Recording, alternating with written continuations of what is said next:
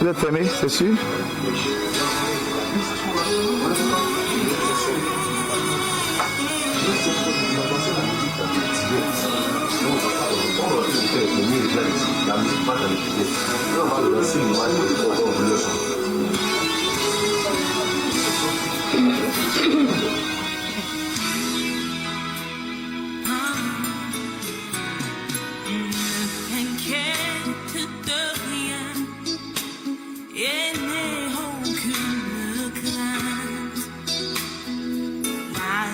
Vient le matin, les problèmes ne durent qu'un temps, car il y a un ami nommé Jésus qui essuiera toutes tes larmes. Et même si ton cœur est brisé, les témoins éclatent. Je sais que je je résisterai, et que soit ce qui arrivera, ma vie est entre ses mains. Avec Jésus, je le peux, avec lui, je le ferai, et que soit ce qui arrivera, ma vie est entre ses mains. Je sais que je résiste. C'est sûr, j'y arriverai. Je sais que je résisterai. Ce qu'il a dit, il le fera. Et que soit qui arrivera. Oh oui. Ma vie est en ses mains. Avec lui, avec Jésus, je le ferai. Avec Jésus, je le ferai.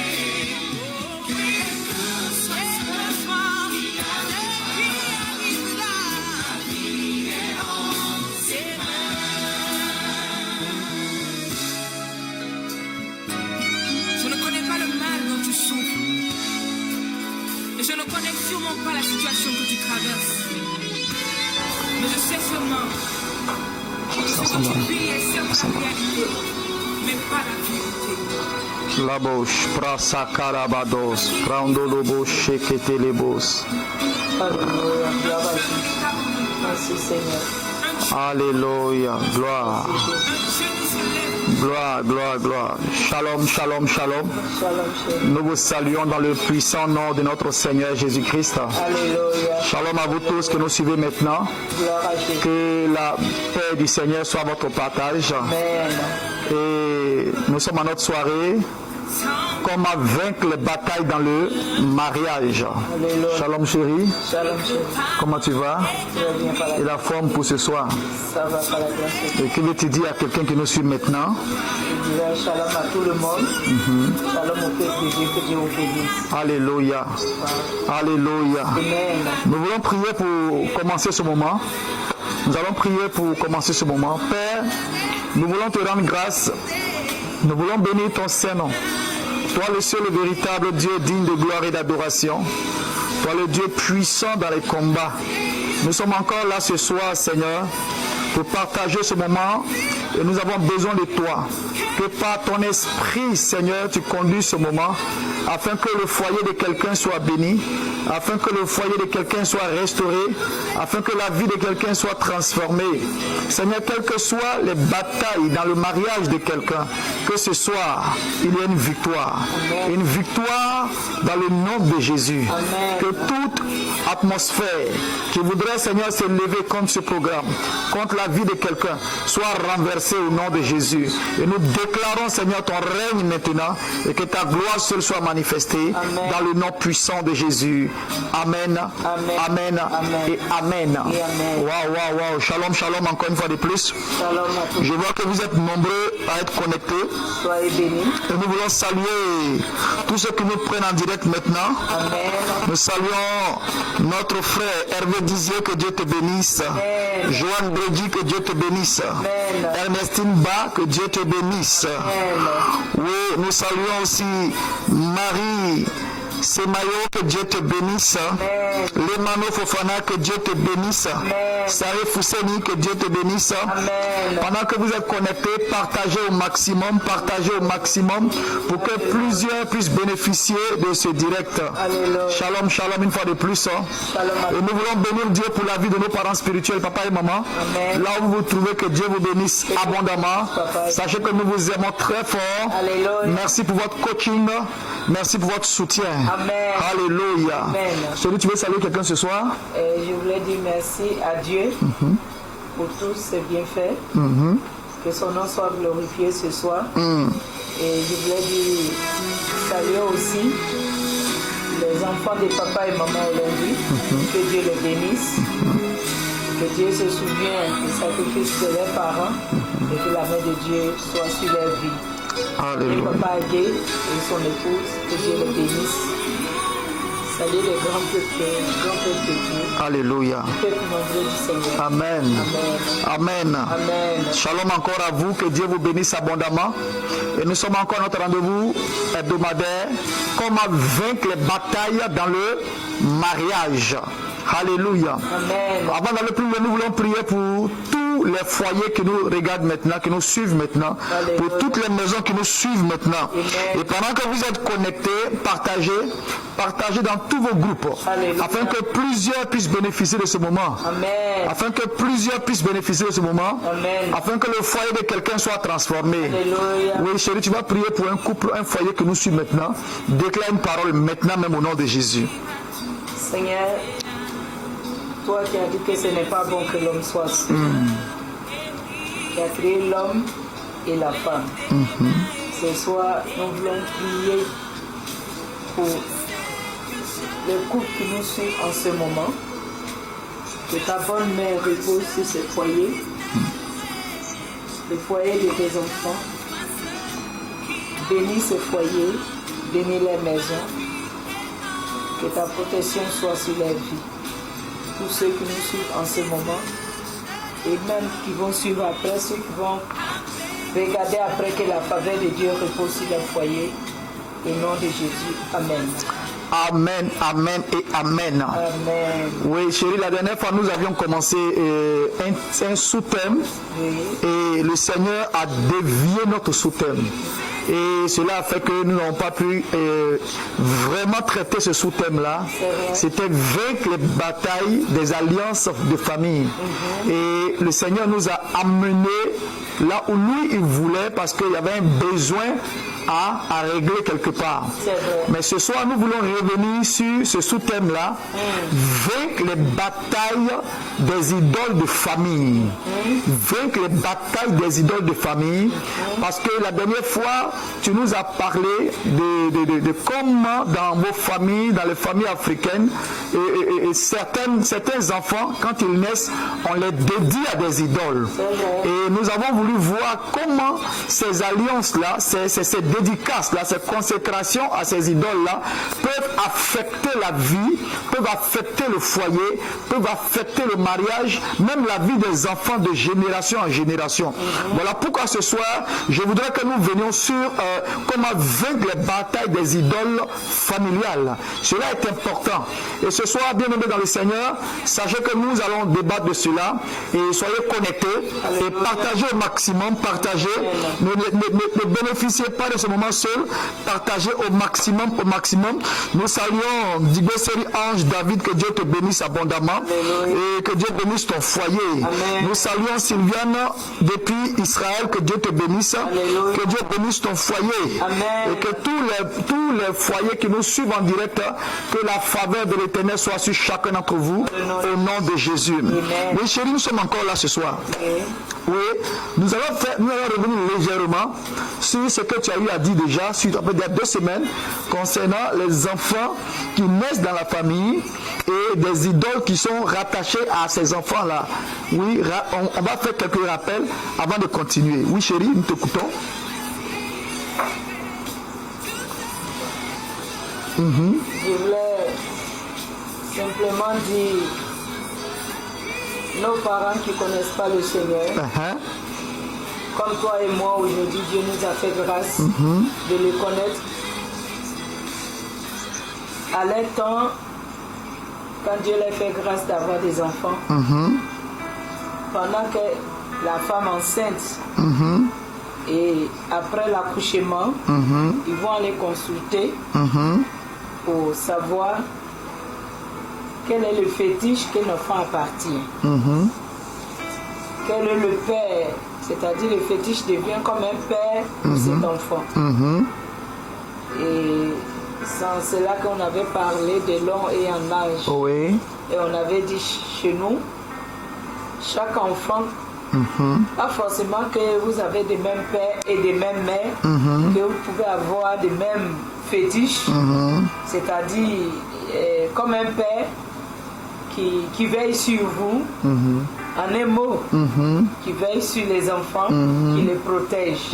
Non, on peut avoir des mêmes, on peut être des mêmes pères ou soit des mêmes mères, mais avoir des fétiches différents.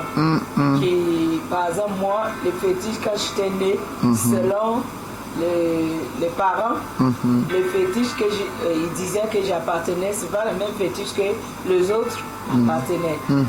Voilà. Donc voilà un peu comment ça se passe chez nous à Bondoukou. Ok. Voilà. Et par rapport à ce que tu nous as donné comme révélation concernant la famille d'où tu viens, nous avons traité des alliances personnelles. Et c'est en cela que nous avons parlé de l'alliance que Anne a faite avec son Dieu. C'est vrai. Et là, Anne, elle avait affaire à son Dieu, le Dieu des Hébreux, le Dieu de la Bible. Et Anne était allée consulter Dieu par rapport à un enfant qu'elle voulait. Et elle a dit à Dieu, si jamais tu me donnes un enfant, si c'est un garçon, je te le consacrerai toute sa vie. Et Anne a consacré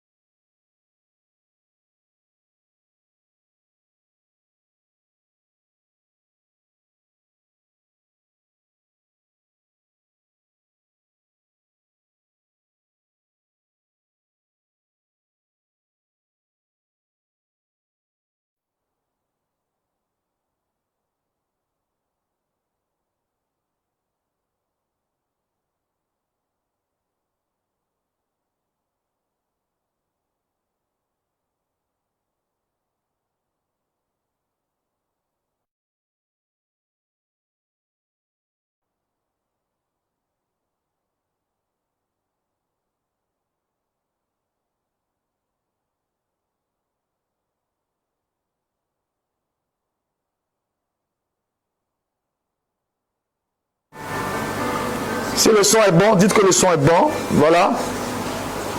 Voilà. Si le son est bon, dites que le son est bon pour que nous puissions régler ça rapidement. Alléluia. Voilà. Et donc nous disions que ce soir, nous voulons toucher cet aspect-là. Les parents ne connaissant pas Dieu. Et aujourd'hui, il y a encore des parents qui ne connaissent pas Dieu, ne connaissent pas le Seigneur, et qui continuent encore d'adorer des idoles, de faire des sacrifices à ces idoles-là. Et même quand des enfants naissent, d'aller pour adorer ces idoles-là et apporter des sacrifices sur les autels pour que ces idoles-là puissent maintenir, prendre soin, selon eux, de ces enfants-là. Alors qu'il y a un impact dans la vie des enfants. il y a un impact dans la vie des enfants. C'est ça. Et donc ce soir, nous voulons toucher un aspect, comment vaincre les batailles des idoles familiales. Et ce soir, nous allons aller dans la Bible et nous allons toucher un aspect. La dernière fois, nous avons introduit. Nous avons parlé de la famille d'Abraham. Oui. Abraham, Isaac et Jacob. C'est ça. Et nous avons dit que quand nous regardons cette famille, Abraham, Isaac et Jacob, nous découvrons que Abraham, Isaac et Jacob vont avoir les mêmes problèmes. C'est ça. Et dans leur famille, les femmes qui étaient aimées de leur mari étaient stériles. C'est ça. Et toutes ces femmes-là ont vécu les mêmes situations. Et la semaine dernière, nous devions traiter cela et le Seigneur nous a amenés dans un autre domaine parce que nous croyons que, étant conduits par le Saint-Esprit, le Seigneur voulait toucher un aspect dans la vie d'un couple, dans la vie d'un foyer. Et ce soir, par exemple, nous allons revenir sur ce thème-là et nous parlons de vaincre les batailles des idoles familiales. Et donc, quand nous parlons des idoles, nous parlons de l'idolâtrie. Et donc, je vais donner la définition de l'idolâtrie. Avant que nous n'allions plus loin, l'idolâtrie, c'est l'adoration des idoles. Donc, dans les familles, les idoles sont adorées. Donc, l'idolâtrie, c'est l'adoration des idoles. L'idole étant une image, une statue, une représentation, une divinité qu'on adore. Donc, dans les familles, on peut dire que nous adorons le masque. Et chez vous, par exemple, là d'où tu viens, pas chez toi, d'où tu viens, il y avait des fétiches. Et ces fétiches-là avaient des noms. Et des génies. Et derrière ces fétiches-là, il y avait des esprits. Et très souvent, les gens appellent ça des génies. Mais c'est des esprits qui sont derrière ces idoles-là. Et donc, ici, par exemple, quand nous regardons, Dieu, dans sa parole, dans le livre de Lévitique 26.1, Dieu a donné une recommandation. Il dit, vous ne vous ferez point d'idole. Vous ne vous élèverez ni image taillée, ni statue.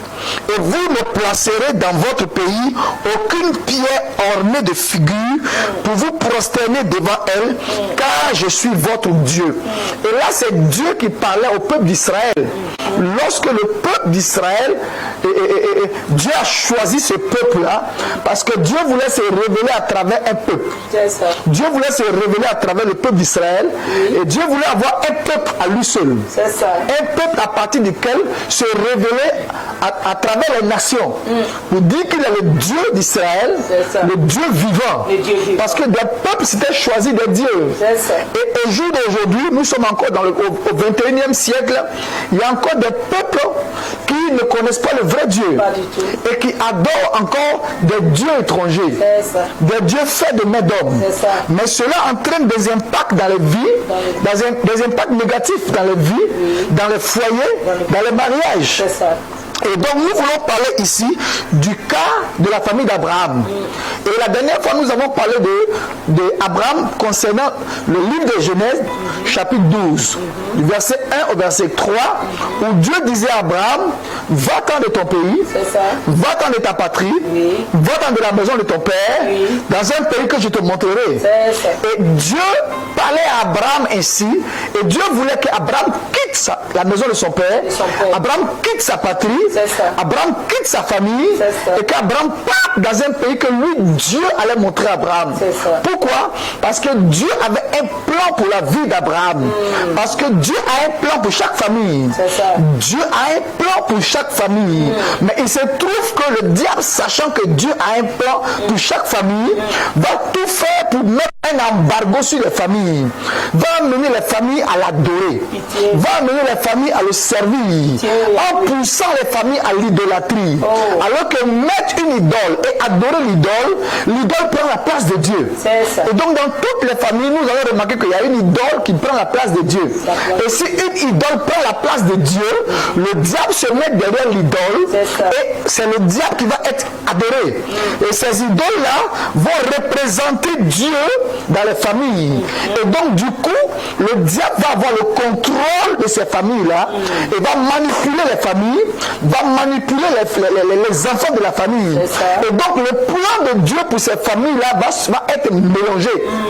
Et donc, si Dieu avait réservé des bénédictions précises pour ces familles, le diable va détourner ces bénédictions-là et faire vivre des réalités contraires au plan de Dieu pour ses familles.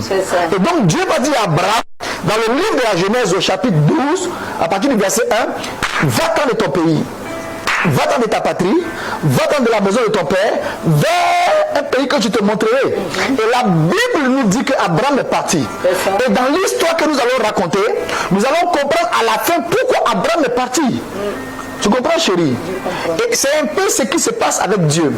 Et donc, nous avons dit que quand Abraham est parti, Abraham va se retrouver dans une situation. Pourquoi? Parce que la femme d'Abraham, Sarai, était stérile.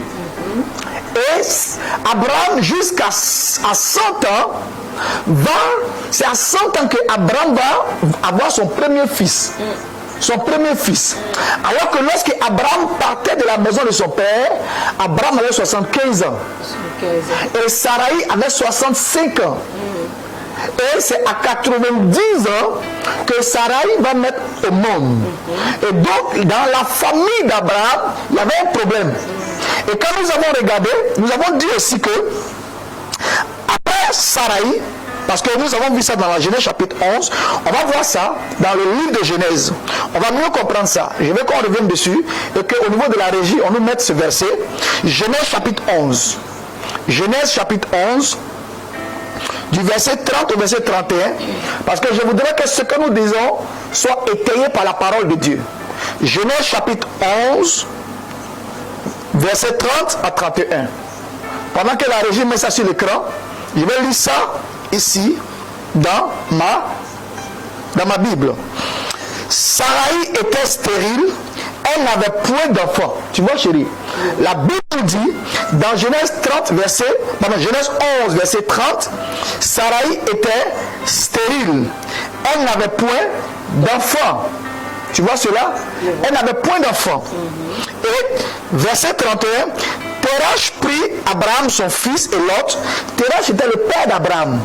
Terach prit Abraham son fils et Lot, fils d'Aran, fils de son fils, et Sarai sa belle-fille, femme d'Abraham, son fils.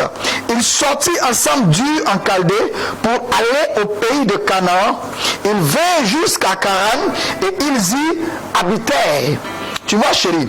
Et là, par exemple, nous avons dit maintenant que dans le livre de la Genèse, chapitre 12, on va relire cela pour que les gens comprennent. Genèse chapitre 12, verset 1 au verset 4. Je veux qu'on lise cela.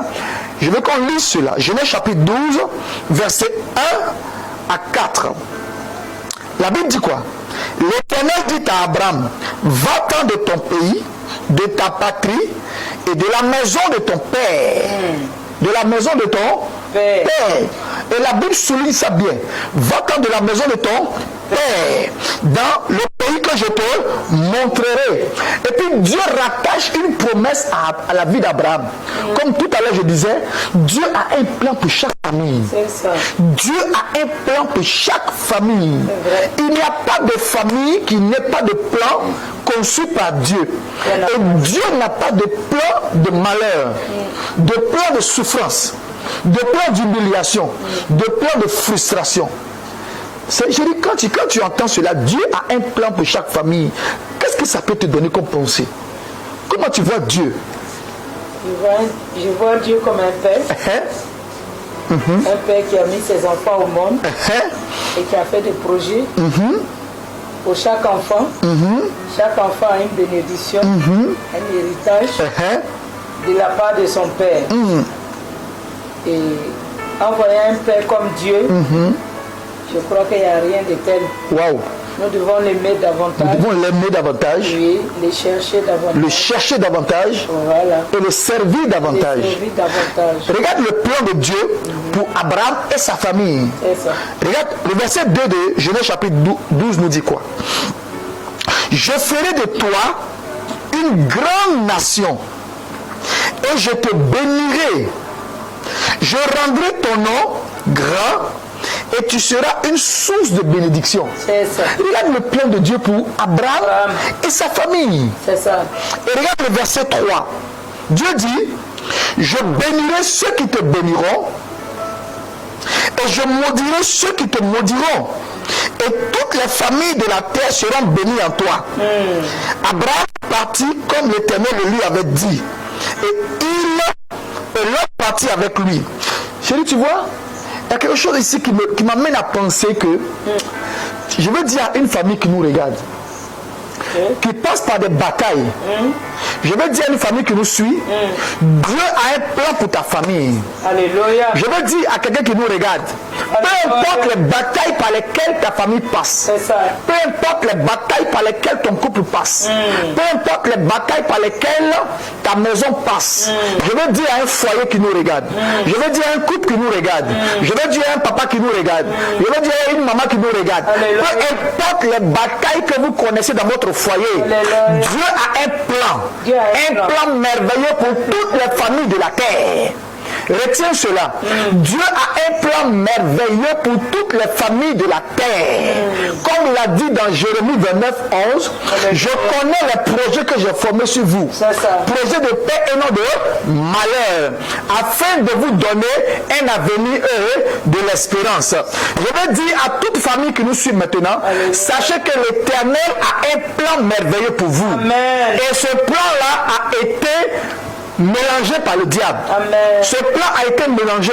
Mais ce soir, je crois que à travers cet enseignement que Dieu nous permet de vous donner, Dieu va restaurer son plan pour votre famille. Alléluia. Dieu va restaurer son plan pour ton foyer. Alléluia. Oh, je n'entends pas même de quelqu'un. Alléluia. Je dis, Dieu va restaurer son plan pour ton foyer. Amen. Dieu va restaurer son plan pour ta famille. Amen. Dieu va restaurer son plan pour ton mariage. Amen. Dieu va restaurer son plan pour ta famille, Amen. pour tes enfants, Amen. pour ton mari, Amen. pour tes enfants. Amen. Si tu crois à cela, dis je reçois et je crois à cela au nom de Jésus. Au nom de- Alléluia. Amen. Alléluia. Amen. Tu vois, chérie, quand je relis encore Genèse chapitre 12, le verset 2, Dieu dit, je ferai de toi une grande nation. Donc Dieu a des grands projets pour les familles. Amen. Dieu a de grands, oh my God, chérie, tu sais, pendant que je suis en train de lire ça, je vois que Dieu a de grands projets pour toi et moi. Amen. Alléluia. Oh my shakarabado. Dieu a de grands projets pour toi et moi. Amen. Dieu a de grands projets pour nous. Alléluia. Pour notre foyer. Amen. Et je veux encourager un foyer ce soir. Dieu a de grands projets. Il dit quoi? Il dit, je ferai de toi une grande nation. Je veux dire, même si ton foyer passe par une situation compliquée, Dieu fera de ton foyer un foyer exemplaire. Dieu fera de ton mariage un mariage exemplaire. Amen. Même si le diable a mélangé la vie des enfants, même si le diable a mélangé la vie de ton mari, même si le diable a mélangé la vie de ta femme, je t'annonce que le plan de Dieu pour ton foyer va s'accomplir. Je ne sais pas si quelqu'un me suit ce soir. Le plan de Dieu pour ton foyer va s'accomplir. Pourquoi? Parce que la bataille par laquelle ton mariage passe, la bataille par laquelle ton foyer passe, va changer. Dieu va renverser cela. Je déclare ce soir, quelle que soit la bataille par laquelle ton foyer passe, quelles que soient les batailles par lesquelles ton mariage passe, je déclare, je prophétise que ces batailles-là, tu remportes ces batailles au nom de Jésus. Tu remportes ces batailles au nom de Jésus. Tu remportes ces batailles au nom de Jésus. Tu remportes ces batailles au nom de Jésus de Nazareth. Tu vois, chérie, il dit quoi? Je ferai de toi une grande nation. Et je te bénirai. Je rendrai ton nom grand. Ton nom grand. Ton nom grand. Regarde l'amour de Dieu. Dieu dit il rendra le nom d'Abraham grand. Ça veut dire quoi? Que Abraham va mettre des enfants au monde. Et le nom d'Abraham sera sur ses enfants. Bien sûr. Et le nom d'Abraham va devenir grand comment? En enfantant, en procréant. Et Dieu dit quoi? Il rendra le nom d'Abraham grand. Et Abraham sera une source de bénédiction. Source de bénédiction. Tu vois? Et il y a beaucoup de foyers à travers lesquels Dieu veut se manifester. Amen. Et Dieu veut faire de ces foyers-là des sources de bénédiction. Amen. Mais à la base, le diable a réussi à plomber ces foyers-là. Il a réussi à plomber ces mariages-là. Il a réussi à plonger ces mariages-là. De sorte que ces foyers-là soient dans des situations compliquées. Alléluia. Amen. Je vais dire à quelqu'un qui me suit, écoute encore. Dieu dit à quoi? Il dit, je bénirai ceux qui te béniront. Je bénirai ceux qui te béniront et je maudirai ceux qui te maudiront. Je vais dire à un foyer ce soir, peu importe la malédiction qui est rattachée sur vous, cette malédiction sera changée en bénédiction. Cette malédiction sera changée en bénédiction. Ah, je n'entends pas un foyer dire Amen. Je n'entends pas un couple dire Amen. Je n'entends pas un couple taper Amen. Dieu dit que la malédiction sera changée en bénédiction.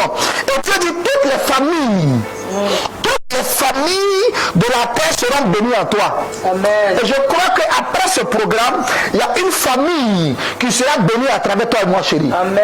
Alléluia. Amen. Est-ce que tu peux encourager une femme qui est peut-être découragée, qui est découragée par des batailles que son foyer rencontre, par des batailles que son foyer rencontre? Je voudrais que tu déclares une parole sur une femme ce soir. Une femme qui est découragée. Chérie, parle. Déclare rapidement. Rebos. Rebaka shakarabados. Je voulais dire à une femme Lepos parados. tout simplement de mettre sa confiance au Seigneur. Jésus-Christ. Il est capable de toutes choses. Il est capable de régler tout ce qui est comme souci dans ton foyer. Ne t'inquiète pas, Jésus est avec toi. Voici ce que je voulais dire à un foyer ce soir, Alléluia. à une femme ce soir. Alléluia. Ne t'inquiète pas.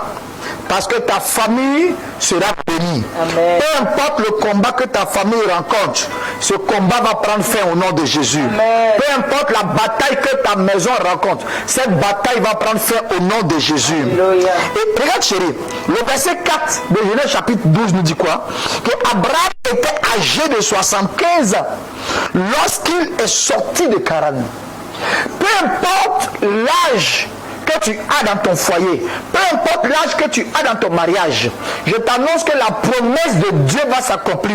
Amen. Dieu n'est pas un homme pour mentir, Amen. ni fils d'un homme pour se repentir. Amen. Ce que sa parole déclare, sa main est puissante pour l'accomplir. Yes. Et pendant que tu es en train d'entendre cette parole, je déclare que Dieu est en train de mettre à jour sa promesse pour toi. Alléluia. Dieu est en train de mettre à jour ses promesses pour ton foyer. Amen. Dieu est en train de mettre à jour ses promesses pour ton mariage. Alléluia. Dieu est en train de mettre à jour ses promesses pour la vie de ton mari. Alléluia. Dieu est en train de mettre à jour ses promesses pour la vie de ton épouse. Amen. Dieu est en train de mettre à jour ses promesses pour la vie de tes enfants. Amen. Au nom de Jésus de Nazareth. Amen. Alléluia. Amen. Tu vois, chérie, et la Bible nous dit quoi? Quand nous regardons encore, nous voyons que la fin de l'enfant d'Abraham, puisque Abraham à 100 ans va avoir un enfant.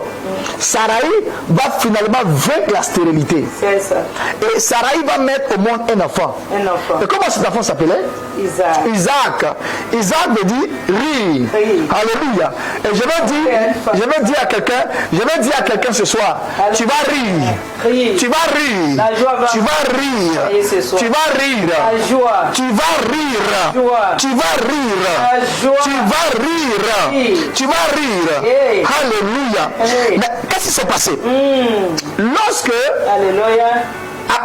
Abraham et Sarai ont eu leur enfant, leur premier fils, qui s'appelait Isaac. Il s'est trouvé aussi que Isaac, quand il est arrivé à l'âge de se marier, son père, Abraham, va dire à son serviteur, le plus fidèle, va dans ma famille, va me chercher une femme pour mon fils. Et son serviteur est parti dans la famille d'Abraham.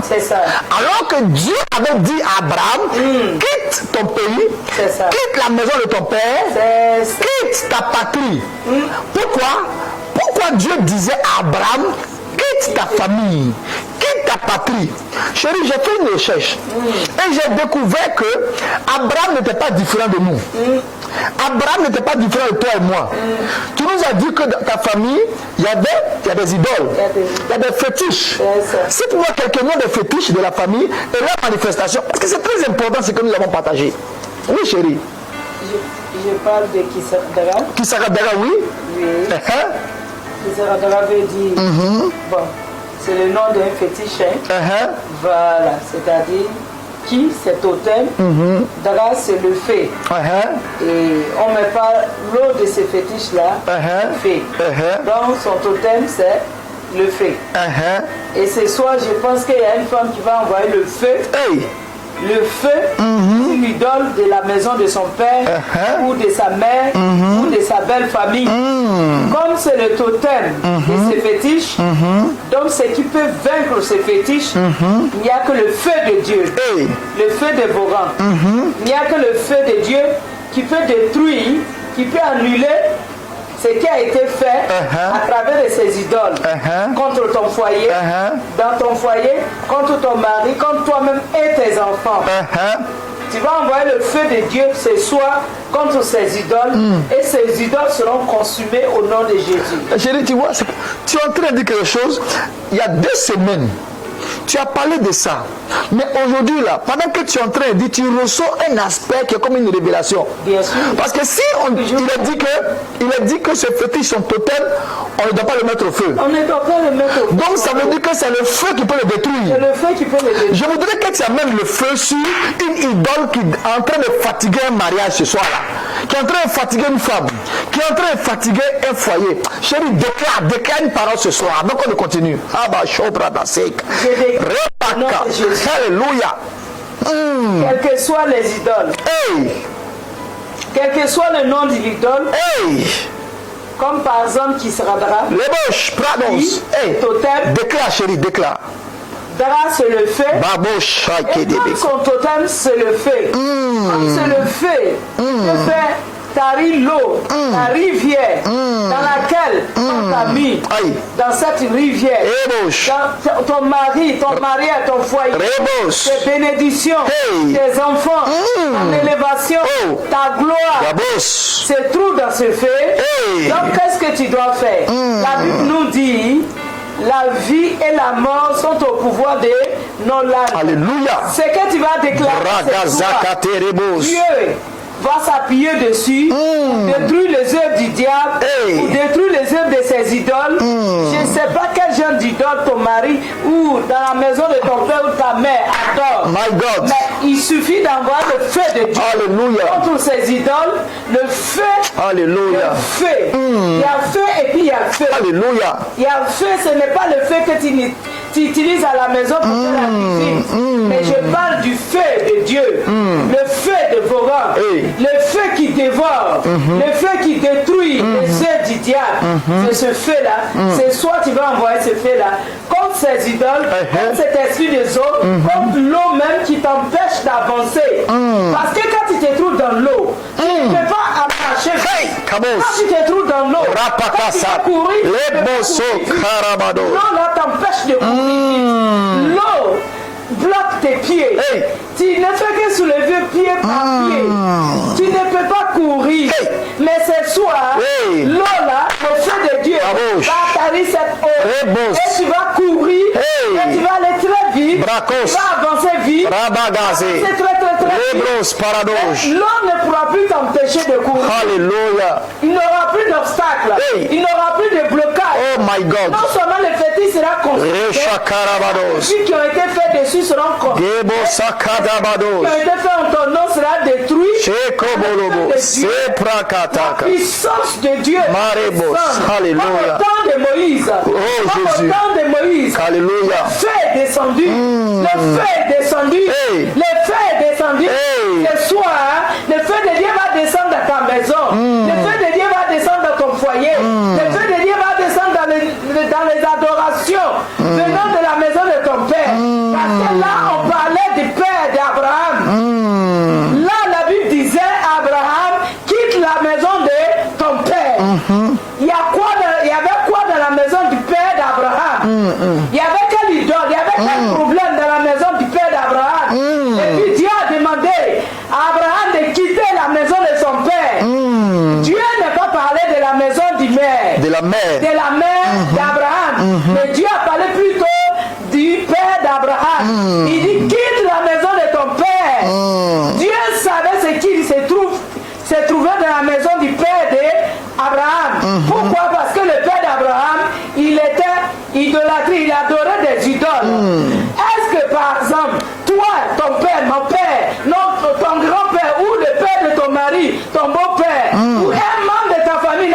tes idoles, mais ce soir, je connais un Dieu. Je connais un Dieu qui va faire descendre son feu pour consumer tout ce qui est idole, tout ce qui se trouve dans ta maison, qui représente l'idole. Et ce sera détruit dans le nom de Jésus. Alléluia. Alléluia. Alléluia. Alléluia. Alléluia. Alléluia. Amen. Oh, Amen. Jésus. Je voudrais te conduire dans une prière. Pendant que tu es là, suis-moi. Répète après moi là où tu te trouves dans ta maison, dans ton foyer. Mon Père, dans le nom puissant de Jésus et par la puissance du Saint-Esprit, j'envoie le feu sur toute idole de la maison de mon père, toute idole de la maison de ma mère, idole de ma famille, toute idole de ma famille qui combat mon foyer, qui combat mon mariage, qui combat mon mari, qui combat mon époux, qui combat mes enfants. J'envoie le feu sur toute idole, idole de la maison de mon père, idole de la maison de ma mère, toute idole qui combat mon mariage, toute idole qui combat mon foyer, toute idole qui combat ma santé, toute idole qui combat la santé de mon épouse, toute idole nous réclame à la mort, à l'échec, à l'humiliation, à la frustration. J'envoie le feu, j'envoie le feu, j'envoie le feu, j'envoie le feu, j'envoie le feu sur ces idoles-là, idoles de la mort, idoles de la sorcellerie, idoles du serpent, idoles des ténèbres. J'envoie le feu au nom de Jésus de Nazareth. Alléluia. Chérie, regarde. Quand nous regardons dans le livre de Josué, Josué chapitre 24, Josué chapitre 24, au verset 2, nous allons mieux comprendre pourquoi Dieu demandait à Abraham de quitter la maison de son père. Ok. Josué chapitre 24. 24. Josué chapitre 24, nous allons lire le verset 2. Amen. La Bible nous dit ici, Alléluia. Josué dit à tout le peuple, ainsi parle l'Éternel, Yes. le Dieu d'Israël, vos pères, Térak, père d'Abraham et père de Nachor, habitaient anciennement de l'autre côté du fleuve et ils servaient d'autres dieux. Il servait d'autres Ils dieux. servaient d'autres dieux. Donc ici, la Bible souligne bien. Ils servaient d'autres dieux. Dans d'autres versions, quand nous regardons, dans la version 8 secondes, le Dieu ici, le Dieu est en petit, c'est en minuscule. Alors que quand on parle du vrai Dieu, le Dieu est en majuscule. Et ici, la Bible dit que le père d'Abraham adorait d'autres dieux. Adorer d'autres dieux. D'autres dieux. Donc le père d'Abraham était un idolâtre. C'est ça. Et le père d'Abraham avait un seul Dieu, mais il avait plusieurs dieux. Il y avait des divinités. Voilà pourquoi Dieu, quand il a dit à Abraham, quitte la maison de ton père, C'est ça. quitte ta patrie, quitte ta famille et va dans un pays que je te montrerai. Dieu voyait le combat d'Abraham. Dieu voyait ce combat-là. Donc il y a des combats que Dieu voit. Voilà pourquoi même dans le mariage, la Bible dit, l'homme quittera son père et sa mère et s'attachera à sa femme. Donc en quittant même, il y a un mystère dans le mariage. Il y a un mystère dans lequel Dieu nous fait rentrer et nous fait sortir. En sortant de la maison du père, de la maison de la mère, on sort de quelque chose. Tu vois, chérie? Et donc, Dieu ici, quand on regarde dans Josué 24, verset 2, on comprend que la famille d'Abraham, le père d'Abraham était idolâtre. Et est-ce que c'était pas ces idoles-là qui entraînaient des batailles dans le foyer d'Abraham? On va penser à la suite. Abraham avait un problème. Abraham avait commencé la stérilité. Sa femme était stérile. Et nous avons dit quoi? Lorsque Dieu a fait grâce à Abraham et à Sarai d'avoir un enfant qui s'appelait Isaac.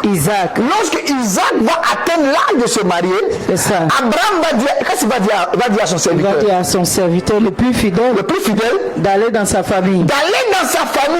Pour lui chercher une femme à son fils. Alors que Dieu avait dit à Abraham, quitte la maison de ton père, quitte ta famille, quitte ta patrie, Abraham a quitté. Mais maintenant, quand son fils devait se marier, Abraham dit à son serviteur, va dans ma famille. Je vais dire quelque chose. Oui, chérie. Je vais compléter ce que Vas-y. c'est vrai que Dieu a dit à Abraham, quitte la maison de ton père, quitte la maison de ton père, Oui. quitte ta patrie, Oui. Et quitte ta famille. quitte ta famille. Mais là, moi, j'ai remarqué qu'Abraham n'avait pas quitté la maison de son père. Il était parti, oui. Mais il a envoyé encore son serviteur le plus fidèle dans la même famille que Dieu lui a dit de quitter. Il est parti.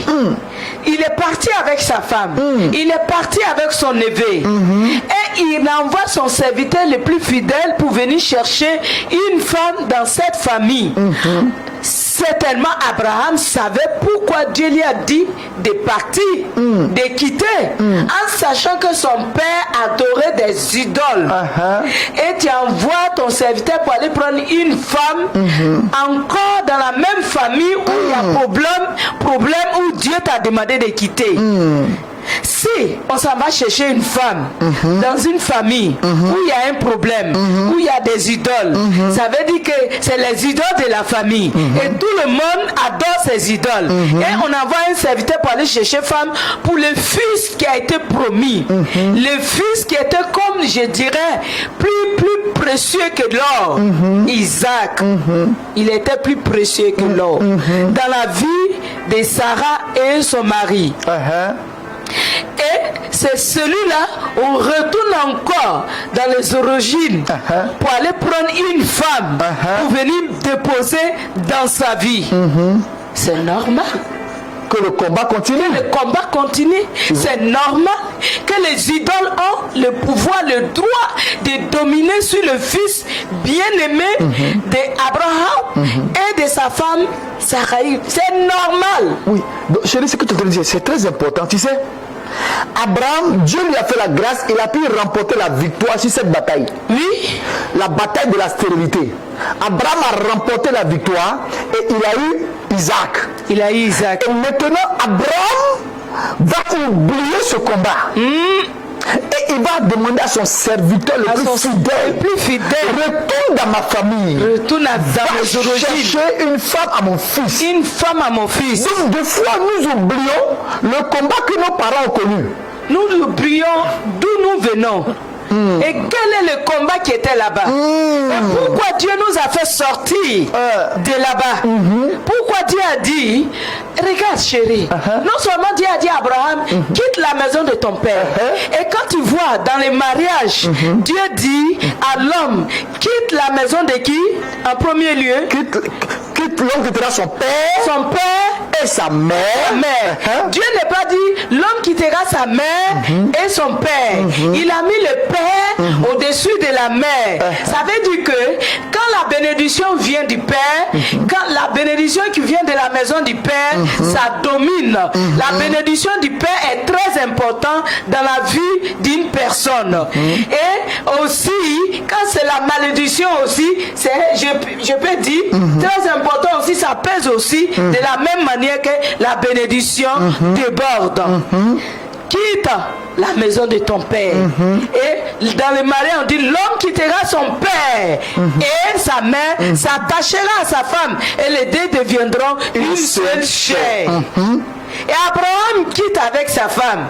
Et après encore, le même père va chercher une femme dans sa famille où il sait qu'il y a un combat, où il sait qu'il y a des idoles, où il sait qu'il y a des problèmes, où il sait que lui étant là-bas, il n'allait pas pouvoir enfant, il n'allait pas pouvoir relever sa tête. Mais Dieu l'a fait sortir au milieu, comme les Ivoiriens le disent, au milieu des Mayens. Mais lui-même, il ramène son fils au milieu de ces Mayens. Effectivement, donc des fois, chérie, nous-mêmes, nous pouvons pousser nos enfants. Donc ça veut dire qu'il y a des parents, par ignorance, ont ramené leurs enfants dans les mêmes combats que eux ont connus. Bien sûr. Et ils ont oublié leur combat. Et ils ont ramené leurs enfants dans ce combat-là. Parce que, regarde la suite. Regarde, par exemple. Oui. Nous allons lire dans Genèse chapitre 25, verset 21. Alléluia. Nous allons voir que le même combat qu'Abraham a connu, les mêmes batailles qu'Abraham a vécues, sont les mêmes batailles que Isaac va vivre. Genèse chapitre 25, au verset 21. Et pendant ce temps, je prie que la régie nous mette ce verset sur l'écran. Genèse chapitre 25, verset 21. La Bible dit quoi? Isaac implora l'Éternel pour sa femme, car elle était stérile. Et l'Éternel l'exauça. Rebecca, sa femme, devait enceinte. Donc tu vois que la même bataille que Abraham, le père d'Isaac, a connu pendant 25 ans. Subi 25 ans. les mêmes humiliations, 25 ans. les mêmes frustrations, 25 ans. les mêmes moqueries. 25 ans. Abraham a soulevé son fils pour déposer des dents. Dans le même combat. Le même combat, dans la même moquerie, dans la même souffrance. Oh my God, oh my God, oh my God. Chérie, je vais te dire, pourquoi quand une femme met un enfant au monde, pourquoi on ne dit pas donne le nom de la maman en premier lieu sur l'extrait de naissance de l'enfant? C'est le nom du père. Toi, tu t'appelles Ouattara. Je m'appelle Ouattara, Ta effectivement. maman ne s'appelle pas Ouattara. Non. Elle s'appelle Traoré. Mais le nom Ouattara vient d'où? C'est mon père. C'est ton père. Oui. Donc ce qui est rattaché au père, le nom du père, et quand tu portes le nom, ça réagit sur ta vie, ça réagit sur toi. Et si c'est une bénédiction qui se trouve dans ce nom, tu vas bénéficier de ça. Si c'est une malédiction aussi, tu vas bénéficier de ça.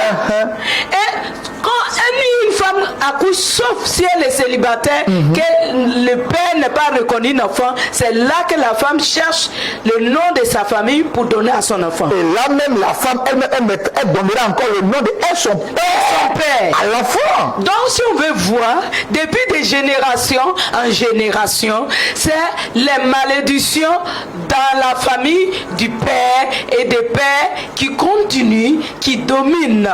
Et quand nous regardons l'histoire d'Abraham, je ne vais pas te couper, te laisse, continue. Et effectivement, quand nous regardons, donc les batailles que Abraham a connues dans son foyer, ce sont les mêmes batailles que Isaac a connues dans son foyer. C'est ça. Et la Bible dit que Isaac a imploré l'Éternel. Il a supplié l'Éternel. Il a crié à l'Éternel pour sa femme Rebecca. C'est ça. Et l'Éternel l'exauça. Pourquoi? Elle était stérile. Comme lui, sa propre mère. Oui. Tu vois, chérie? Oui. Et quand je regarde cela, je comprends effectivement que quand Dieu a donné l'ordre à Abraham de quitter son père, de quitter la maison de son père, de quitter sa famille, de quitter son pays, de quitter sa patrie, c'est que Dieu voulait faire sortir Abraham de toutes ces alliances-là. De tous ces liens. Tu vois? Oui. Et quand nous remontons même, je vais lire quelque chose. Dans le livre d'Exode, Exode chapitre 20, il y a quelque chose que Dieu a dit. Et c'est important que nous sachions ce que Dieu dit. Si nous ne savons pas ce que Dieu a dit, nous ne pourrons pas éviter des batailles. C'est ça. Nous ne pourrons pas éviter certaines malédictions. Regarde, dans Exode chapitre 20, à partir du verset 1, Exode chapitre 20, à partir du verset 1. Exode chapitre 20, à partir du verset 1. Alors, Dieu prononça toutes ces paroles en disant: je suis l'Éternel ton Dieu, qui t'a fait sortir du pays d'Égypte, de la maison de la servitude. La servitude. Tu n'auras pas d'autre Dieu devant ma face.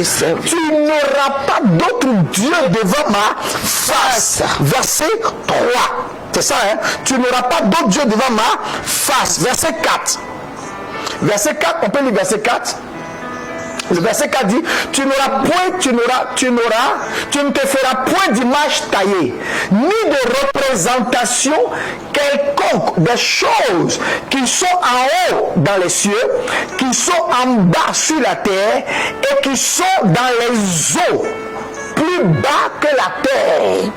Verset 5 ans, tu ne te prosterneras point devant elles et tu ne les serviras point. Car moi, l'Éternel, ton Dieu, je suis un Dieu jaloux. Je suis un Dieu. Je suis un Dieu jaloux qui punit l'iniquité des pères sur les enfants jusqu'à la 3e et à la 4e génération de ceux qui me haïssent. Là encore. Oh my God, my Là God, encore, my Dieu God. dit. Il punira quoi? L'iniquité des pères Des pères. sur Là, les enfants. pères. Oh, les papas, ce soir. Alléluia. Je vous en Oh, supplie. Shabarados. Priez pour, Brakasakara. priez pour nous. Parce que nous payons le prix de ce qu'on n'a pas sémé. Dans l'ignorance, certainement, les pères, je vous en supplie, essayez de voir. Essayez de voir, de regarder un peu derrière. Si Abraham avait regardé un peu derrière, Abraham n'allait pas tomber dans le piège. Wow. En allant chercher une femme dans la famille. Abraham n'allait pas retourner en arrière. Abraham n'allait pas faire demi-tour. Où Dieu lui a dit quitte. Abraham a encore désobéissant, on appelle selon moi la désobéissance, parce que Dieu dit quitte, il a quitté. Et il envoie quelqu'un pour venir chercher femme. C'est pas là-bas seulement les femmes se trouvaient à son époque. Il y avait plusieurs femmes. Retourne dans ma famille. Ils se sont mariés en famille. Et ils ont le même grâce de la famille. Et aussi le même combat, les mêmes difficultés, les mêmes épreuves, les mêmes rejets, les mêmes moqueries, je dirais quoi encore, la même souffrance de la famille. Et tu vois, chérie, ce qui a poussé Abraham a dit à son serviteur de retourner dans sa famille pour aller prendre une femme, c'est que là où Abraham vivait, puisque Abraham a fini par rencontrer le vrai Dieu, et Abraham avait commencé maintenant à marcher avec Dieu dans la crainte de Dieu. Et donc tous les peuples qui étaient autour d'Abraham ne connaissaient pas le Dieu d'Abraham. Et Abraham lui se disait que s'il retourne dans sa famille, aller prendre une femme là-bas, cette femme-là peut marcher dans lui sa vision, dans la vision de son Dieu. Mais Abraham avait oublié qu'il y avait un problème spirituel dans la maison de son père. Et donc, il est important de savoir que Dieu a un plan pour chaque famille. Ouais. Ça, c'est important qu'il faut le sache. Et comme Dieu a un plan pour chaque famille, il est aussi important de voir comment nos familles vivent. C'est ça. Parce que si Abraham avait lui-même regardé à lui-même sa famille et avait compris qu'il a vécu des batailles, Abraham n'allait pas envoyer son serviteur le plus fidèle dans la maison de son père, aller chercher un enfant, enfin une femme pour son fils. Pour son fils. Donc, il est important de voir comment nos familles vivent. Quelles sont les batailles que nos familles rencontrent. Si nous arrivons à comprendre ça, nous allons éviter les batailles que nous avons vécues à nos enfants. À nos enfants. À nos petits-enfants. Donc Abraham a oublié, lui, comment il a vécu, les douleurs qu'il a connues, les souffrances qu'il a connues, et il a envoyé son serviteur dans la maison de son père pour aller chercher une femme à son fils. Et ça fait que son fils Isaac a vécu les mêmes batailles, les batailles de la stérilité. Ici, et la famille, c'était la stérilité. C'est ça. Mais dans d'autres familles, c'est quoi? Ça peut être le chômage. Ça peut être la mort prématurée. Ça peut être le divorce. Ça peut être le manque de travail. Le chômage. Ça peut être le chômage. Ça peut être la limitation. La pauvreté. Donc chaque famille a des batailles. A des batailles. Donc si le père a réussi à remporter une victoire dans des batailles, il doit comprendre que j'ai vécu cela. Donc je ne dois pas permettre à mes enfants de vivre les mêmes choses. C'est ça. Et cela est important. Très important, chérie. Très important. Et regarde encore. C'est un remarque. Quand on doit, un jeune homme, voit une jeune fille, une très belle jeune fille, quelque part au dehors, ou à l'église, que ce jeune homme s'intéresse à la jeune fille, le jeune homme va s'approcher de la jeune fille, et la jeune fille va dire quoi? Il faut aller voir mon père. Fallait voir ma famille. Mais quand le jeune homme vient dans la famille, d'abord, c'est le père on craint. Parce que la maman peut se mettre ensemble avec sa fille. Mais c'est le père qu'on va voir. Ah, papa, je m'intéresse à ta fille. C'est toujours le père. Si je remarque bien, toutes ces situations, je n'accuse pas les hommes, mais dans l'ignorance, une grande partie de nos souffrances vient de la maison de nos pères. Ça vient de la maison de nos pères. Parce que même moi-même, en tant que femme, j'ai un père, j'avais un père. Je porte le nom de mon père. Parce que le nom de mon père se trouve dans mes pièces. Ainsi que le nom de mon beau-père. Vous voyez? Donc, les hommes doivent connaître leurs combats. Toi, homme marié, ou si, même si tu n'es pas encore marié, tu dois nous écouter ce soir. Et puis, commencer à prier pour toi. Commencer à prier pour ton futur foyer. C'est ça même. Commencer à dire, je ne vais pas vivre. C'est que, quand tu regardes même dans le foyer, très souvent, il y a des pères qui viennent s'intégrer dans le foyer de leur fille. C'est ma fille chérie. Très souvent, quand on fait les délivrances, c'est les pères qui épousent les filles sur le plan spirituel. Mais chérie, tu es en train de dire quelque chose d'important. Parce que tu as dit quoi? Quand un jeune homme rencontre une jeune fille, et puis la jeune fille dit, va voir mes parents. Et quand il s'en va voir les parents, le père va dire, c'est vrai, c'est ma fille, mais ce n'est pas moi qui contrôle sa vie. Le père va dire, il y a un chef de famille. Il y a un chef de famille. Et le chef de famille n'est pas le père biologique même. Donc le chef de famille peut être un membre de la grande famille. Et celui-là, il a la décision de mariage de tous les enfants de la famille. Et donc qu'est-ce qui se passe? Ce père, ce chef de famille-là, c'est lui qui va donner les éléments de la dot. Bien sûr. Mais il va s'appuyer sur la coutume. Il va s'appuyer sur la tradition. Il va dire non, chez nous dans la tradition, voilà comment le mariage se fait. Mais dans la tradition là, il va ramener les enfants vers les idoles. Il va ramener les enfants vers les adorations de famille. Vers la coutume. Vers la coutume. Et c'est ce qui s'est passé quand ça se passe dans toutes les familles aujourd'hui. Dans le monde. Dans le monde entier. Tu vois? Et donc quand si nous revenons au cas d'Abraham, oui. Isaac a vécu le même combat. C'est ça. Et voici que Dieu va faire grâce à Isaac. Sa femme Rebecca va tomber enceinte. C'est ça. La Bible dit que Rebecca va prendre une grossesse et c'est des jumeaux. Des jumeaux. Donc Rebecca va mettre des jumeaux au monde. Oui. Donc lui aussi, Isaac et Rebecca vont vaincre les batailles de la stérilité dans leur foyer. C'est ça. Donc, ayant réussi à vaincre les batailles de la stérilité dans leur foyer, qu'est-ce qui va se passer? Les deux enfants vont naître. Ouais. Et il va se trouver que Deux nations. la Bible dit que deux nations luttaient dans le ventre. Dans le ventre de Rebecca. Oui.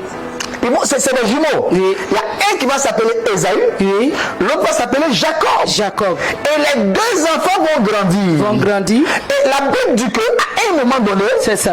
le deuxième qui s'appelait Jacob, Lui, il était beaucoup à la maison et il savait préparer.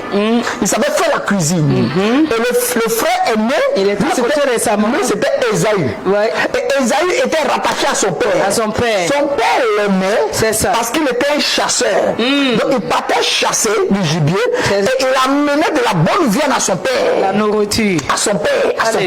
Alléluia. Et voici qu'à un moment donné, le père va dire à Ésaü, va me chasser du gibier. C'est ça. Et je vais manger et je vais te bénir. Je vais te bénir. Et la mère a entendu cela. C'est ça. Et comme la mère avait la révélation de Dieu, disant que c'est le deuxième fils, Jacob, qui devait être le fils, qui était le fils de la promesse, C'est ça. le fils où l'héritage était rattaché à sa vie. Et donc, elle va faire quoi? Elle va botter un coup. Et elle va dire à son fils Jacob, va à côté, dans le troupeau de ton père, prends-moi un agneau, et amène-tu-le rapidement, et amène, je vais le préparer comme ton père aime. C'est ça. Et quand ton père va manger, il va te bénir. Il va te bénir. Et donc, Ésaü est allé au champ. il allait pour chercher du gibier. Et il a traîné là-bas. Et Jacob a pris rapidement un agneau. Et sa maman l'a préparé comme son père l'aimait. Et Jacob a apporté la nourriture à son père. Et quand son père a mangé, Jacob il a reçu la bénédiction de son père. C'est ça. Et quand son père l'a béni, voici que son frère va arriver avec la nourriture aussi. Et son frère va dire, mais papa, je suis venu avec la nourriture. Et son père va dire, mais toi tu es qui? Il dit, je suis Esaü. C'est ça. Il dit, mais à qui j'ai donné la bénédiction alors? Et c'est ton frère qui est béni. Il t'a volé 2 fois. Et Esaü va se fâcher. Regarde ce qui va se passer. Rebecca ayant entendu que Esaü avait dit que si leur père mourait, il allait tuer son frère. Ouais. Et comme la mère a eu peur, elle va commettre la même erreur que Abraham avait connue. C'est ça. Elle va dire à son fils Jacob, faut fuir. Va chez mon oncle là-bas. Va chez ton oncle. Va chez ton oncle là-bas. Mon frère. Va chez mon frère. Mon frère. Elle aussi, elle ramène. Oh my God. Elle ramène son fils dans sa famille. Qui est la chez famille, son frère. qui est la famille. Qui est toujours la famille d'Abraham. Oh my God, my God. Donc la bataille va encore reprendre. Les mêmes esprits. Abraham a vécu, il a vaincu la bataille. Isaac a vaincu la bataille. Mais Rebecca va dire à son fils, va chez mon frère.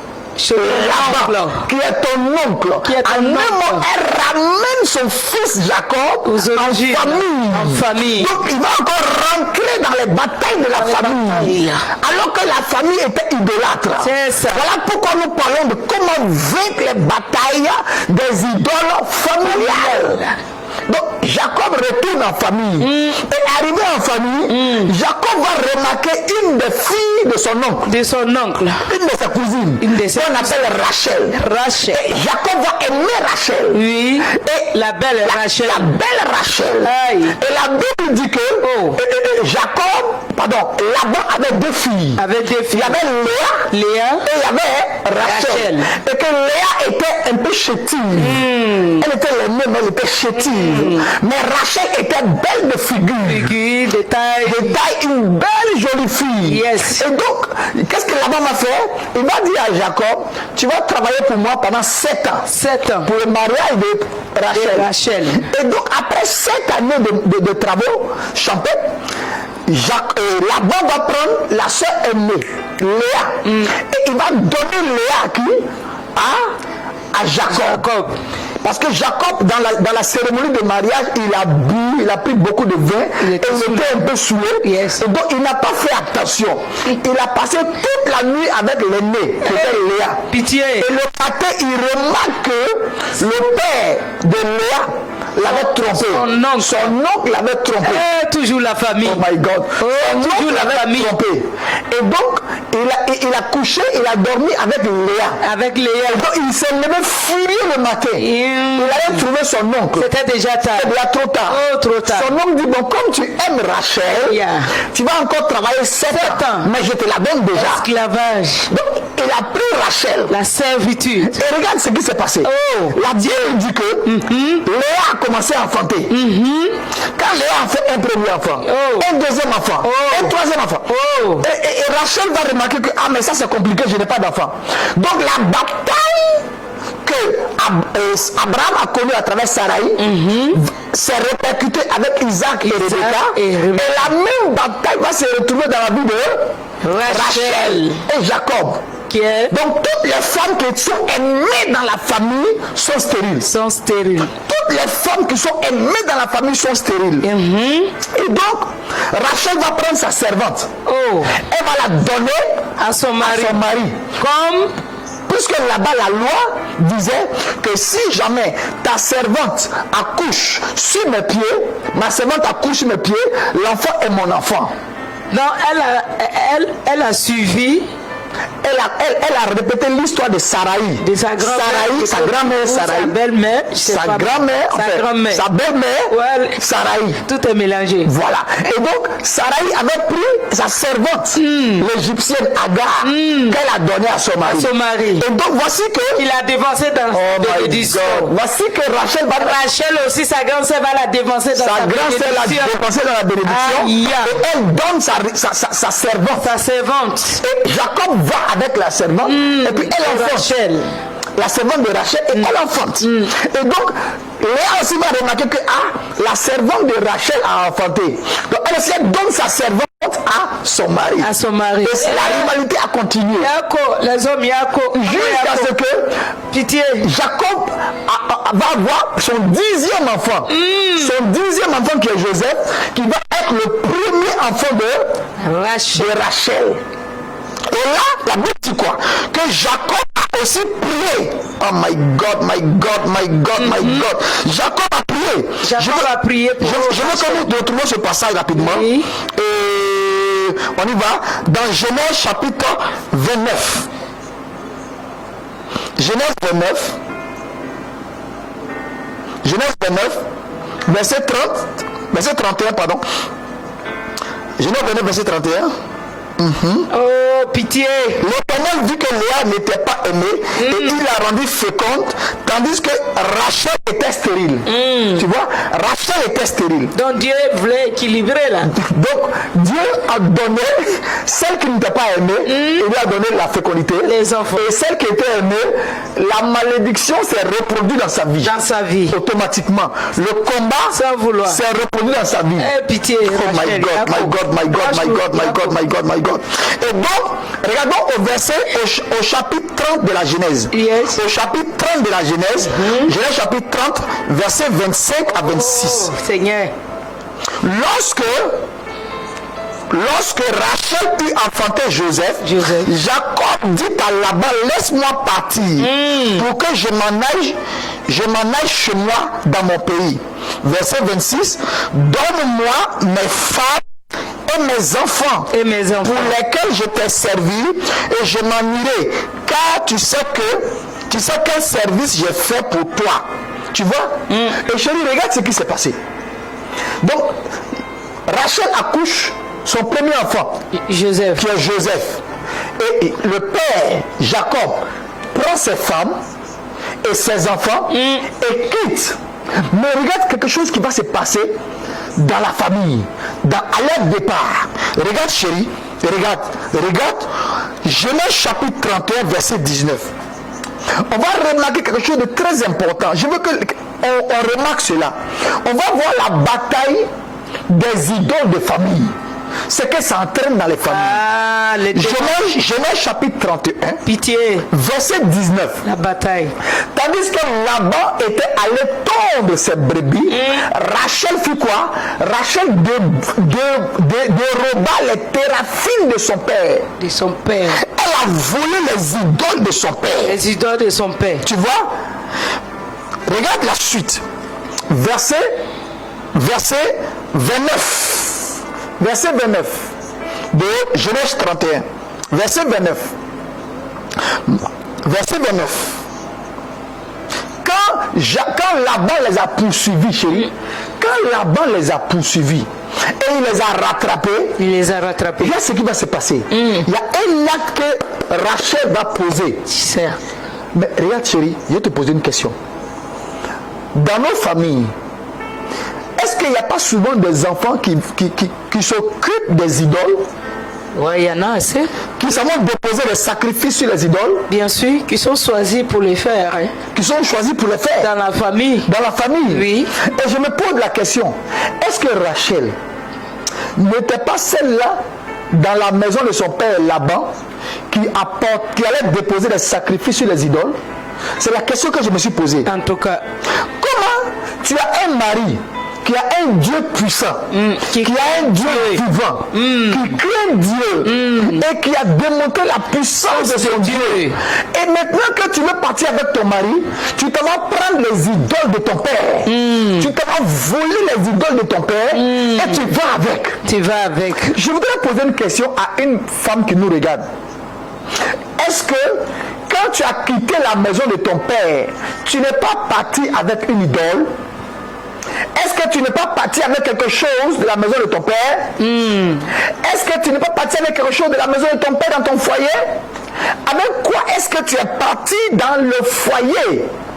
Qu'est-ce que tu as pris dans la maison de ton père pour partir dans ton foyer? Qu'est-ce qui t'a accompagné dans ton foyer? Qu'est-ce qui t'a accompagné dans ton mariage?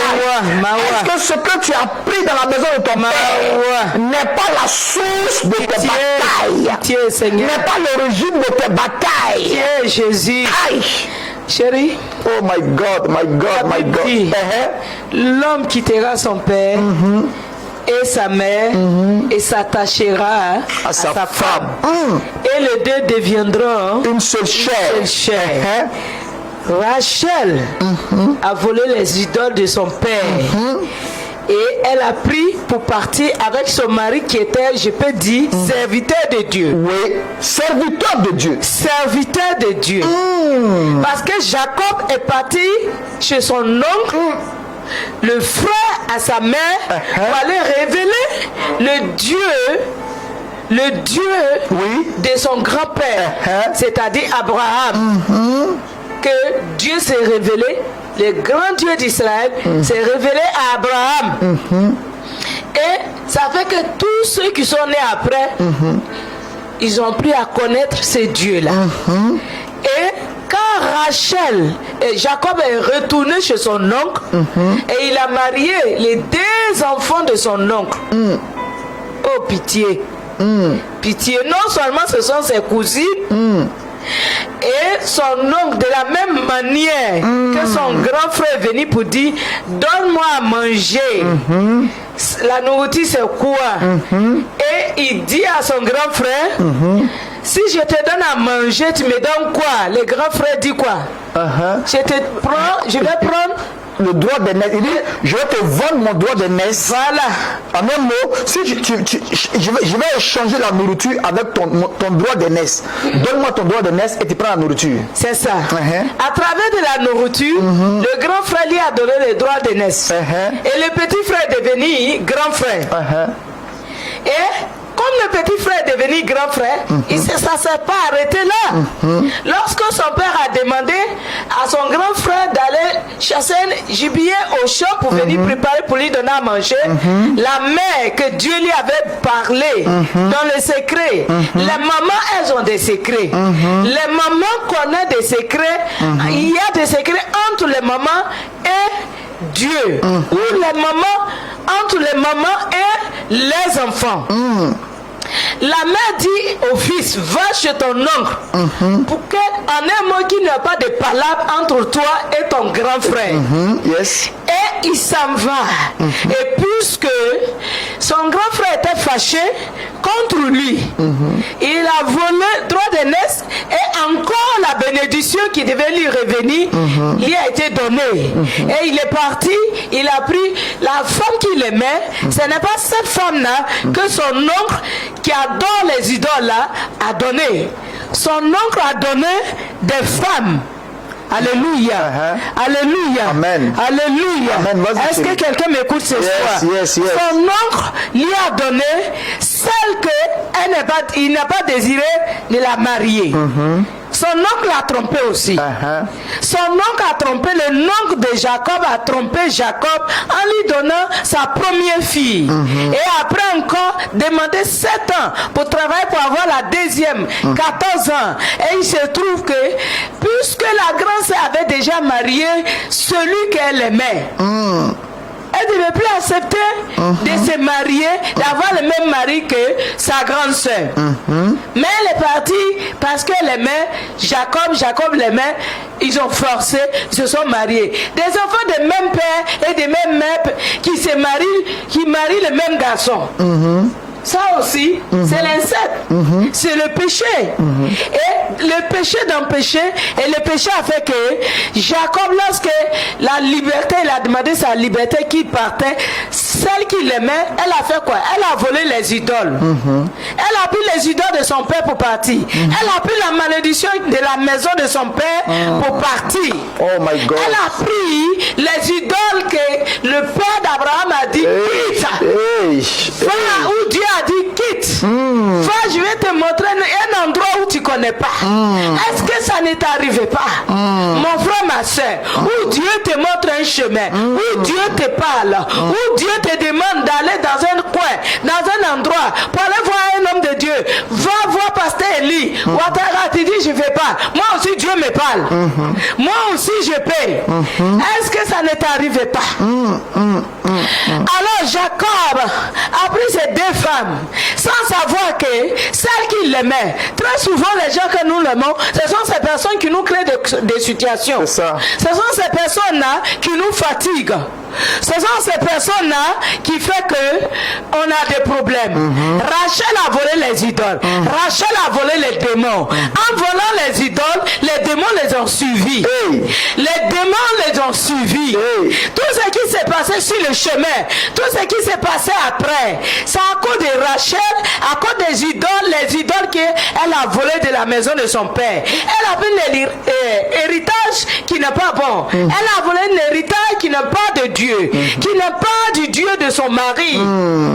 Le Dieu de son mari, il s'appelle Yeshua. Il s'appelle Elohim. Mais il y avait des dieux, des idoles que son père adorait et qu'elle est partie les ramasser pour partir. Mais chérie, tu vois, il y a certains foyers.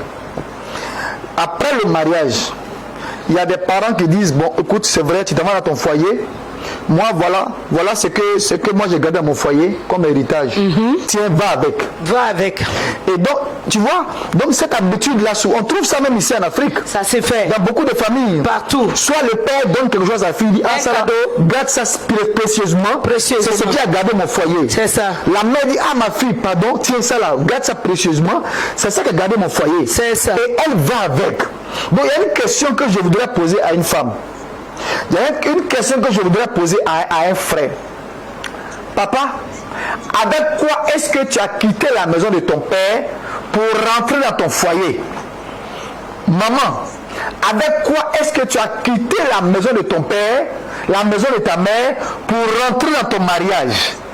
Est-ce que ce que tu as pris dans la maison de ton père, que ce soit légalement ou illégalement, n'est pas ce qui entraîne les batailles dans ton mariage?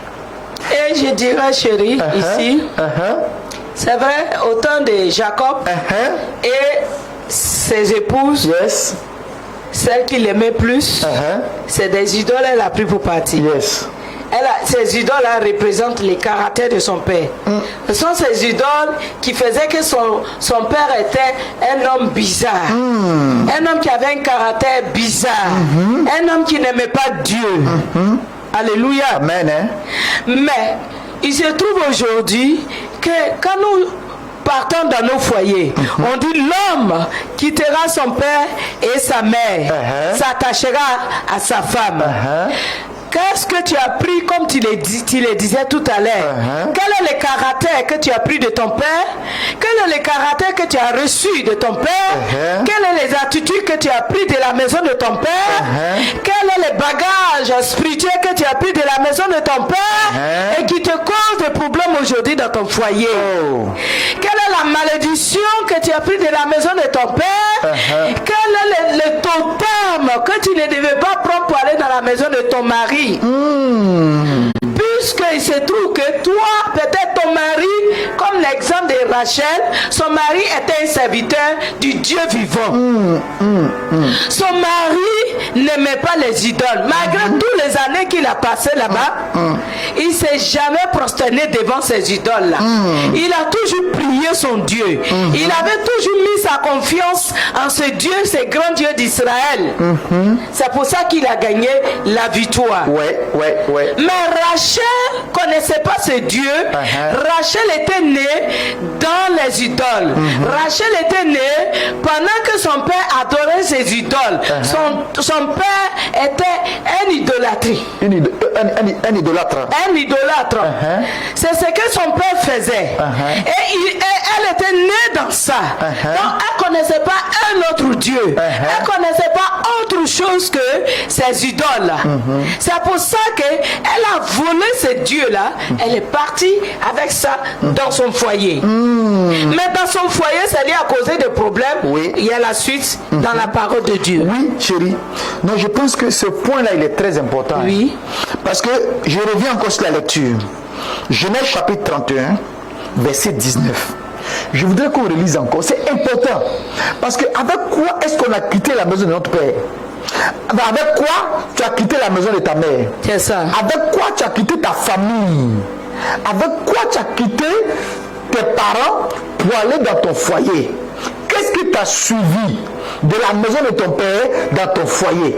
Qu'est-ce qui t'a suivi de la maison de ta mère jusqu'à dans ton foyer? Oui, chérie. Ici, le verset dit quoi? Genèse 31, le verset 19 dit quoi? Tandis que Laban était allé tondre ses brebis, Rachel déroba les téraphines de son père. Elle a volé les idoles de son père. Elle n'a même pas pris ça avec quoi? Avec la permission de son père. Et elle est partie avec. C'est pour ça qu'on dit qu'elle a volé les idoles de son père. Elle a suivi son mari avec. C'est ça. Et comme tu l'as dit, ici, Jacob était serviteur de Dieu. De Dieu. Donc, il se trouve qu'il y a des personnes, même des servantes de Dieu, même des serviteurs de Dieu, qui peuvent prendre des choses de la maison de leur père et qui vont avec.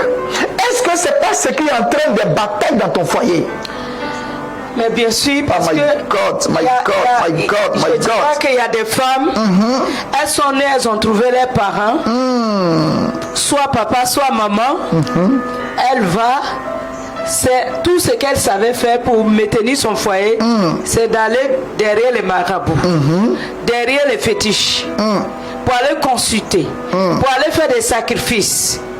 Et quand la fille grandit dans ça, comme tu viens de le dire, quand elle se marie dans ça aussi, en allant dans son foyer, sa mère lui dit: tu as vu tout ce que je fais dans mon foyer, je t'ai appris à faire ce que je faisais dans mon foyer. Donc si tu vas, ça va pas, il faut faire ce que je faisais, je fais dans mon foyer. Aïe, aïe, aïe. Quand nous, en tant que chrétiens, quand on se marie, le premier cadeau qu'on nous donne à l'église, c'est la Bible. Si, c'est la Bible. C'est la parole de Dieu. Dans la Bible, il se trouve que le foyer se trouve dans la Bible. Il se trouve que la Bible, c'est lui qui se trouve dans la Bible, c'est lui qui a fait le foyer. Et quand tu donnes la Bible comme le premier cadeau de ton mariage, de ton foyer, cela veut dire que si ça ne va pas, retourne dans la parole, retourne en regardant dans la Bible, en lisant la Bible, tu trouveras la solution pour ton foyer. Mais il se trouve que quand tu ne connais pas la Bible, tu ne connais pas le vrai Dieu, tu ne connais pas le Dieu d'Israël, ce que le père ou la mère faisait, c'était pour aller faire des sacrifices, déposer des œufs ou je dirais, des kaolins ou des colas ou des moutons, comme j'ai dit autrefois, pour faire sacrifice, des sacrifices. Alors, dans ces cas-là, on a habitué à faire ces choses. Donc, on va dans le foyer, c'est ce qu'on fait. Et ces choses-là attirent la malédiction sur le foyer. Ces choses-là attirent l'échec dans le foyer. Ces choses-là invitent les démons dans la maison, dans le foyer, dans la vie de ton mari, dans toi-même, dans ta propre vie, dans la vie de tes enfants et dans tout ce que tu fais. Les démons sont au contrôle. Wow. Les démons dirigent la vie de ton mari ou de ta femme ou de tes enfants. Ne soyons pas surpris que nous sommes devenus chrétiens ou tu es devenu serviteur de Dieu, parce que comme j'ai dit tout à l'heure, Jacob était un serviteur de Dieu. Jacob craignait Dieu.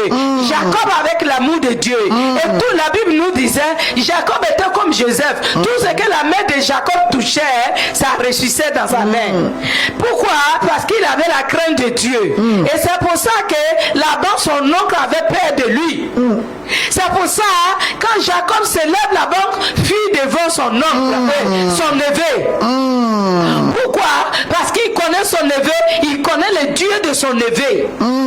Mais il se trouve que quand sa femme s'est levée, elle a volé d'autres dieux, d'autres identités, d'autres démons pour suivre son mari. Et heureusement que son mari connaissait le vrai Dieu. Mais aujourd'hui, il y a des serviteurs de Dieu qui souffrent. Il y a, je dis, des serviteurs de Dieu. Je ne parle pas seulement de nous, les chrétiens, les fidèles, mais aussi des pasteurs, aussi des apôtres, aussi des prophètes, aussi des grands pasteurs, aussi des connaisseurs, ceux qui connaissent la Bible, qui nous enseignent la Bible. Il se trouve que les femmes qui marient par la beauté du visage, par la beauté de la taille, par la beauté de la forme, vous vous mariez. Si je prends celle-là, elle sera bien pour mon ministère. La femme du ministère. Il y a femme du ministère. Parce que celle qui était là, elle était comme Léa. Elle n'était pas belle de visage. Elle n'était pas bien prête. Elle n'était pas présentable. Pendant que les autres hommes de Dieu viendront, tu auras honte de la présenter. Même Léa avait la crainte de Dieu. Léa n'avait pas volé les idoles de son père. Elle n'a pas volé des idoles. Léa a reçu la faveur de Dieu. En recevant, elle a couché à l'enfantin. Mais Dieu savait que Rachel aimait les idoles. Dieu avait fermé ses entrailles. Il y a des femmes que Dieu a fermé ses entrailles pour se glorifier à travers de leur vie. Mais Rachel aimait adorer les idoles de son père. Il y a des hommes de Dieu aujourd'hui qui souffrent dans leur ministère. Il y a des hommes de Dieu aussi aujourd'hui ou des servants de Dieu qui souffrent jusqu'à même ça les amène à divorcer. C'est qui enseigne pour dire que personne ne sait pas ce que Dieu a uni. Et même ils brisent l'alliance. Et même ils vont contre la parole de Dieu. Et même ils ne respectent pas ce que Dieu a dit. Pourquoi? Parce que entre monsieur et madame, il y a un qui est venu avec le caractère de la maison de son père. Il y a un qui est venu avec les attitudes de la maison de sa mère ou de son père. Et ça détruit le foyer, et ça détruit le ministère, et ça détruit tout autour d'eux. Aïe, aïe, aïe, aïe. Alléluia. Non, ma chérie, je pense que ce sous-thème-là, on ne va pas le terminer aujourd'hui. On va faire la deuxième partie le mercredi prochain. Vaincre les batailles des idoles familiales.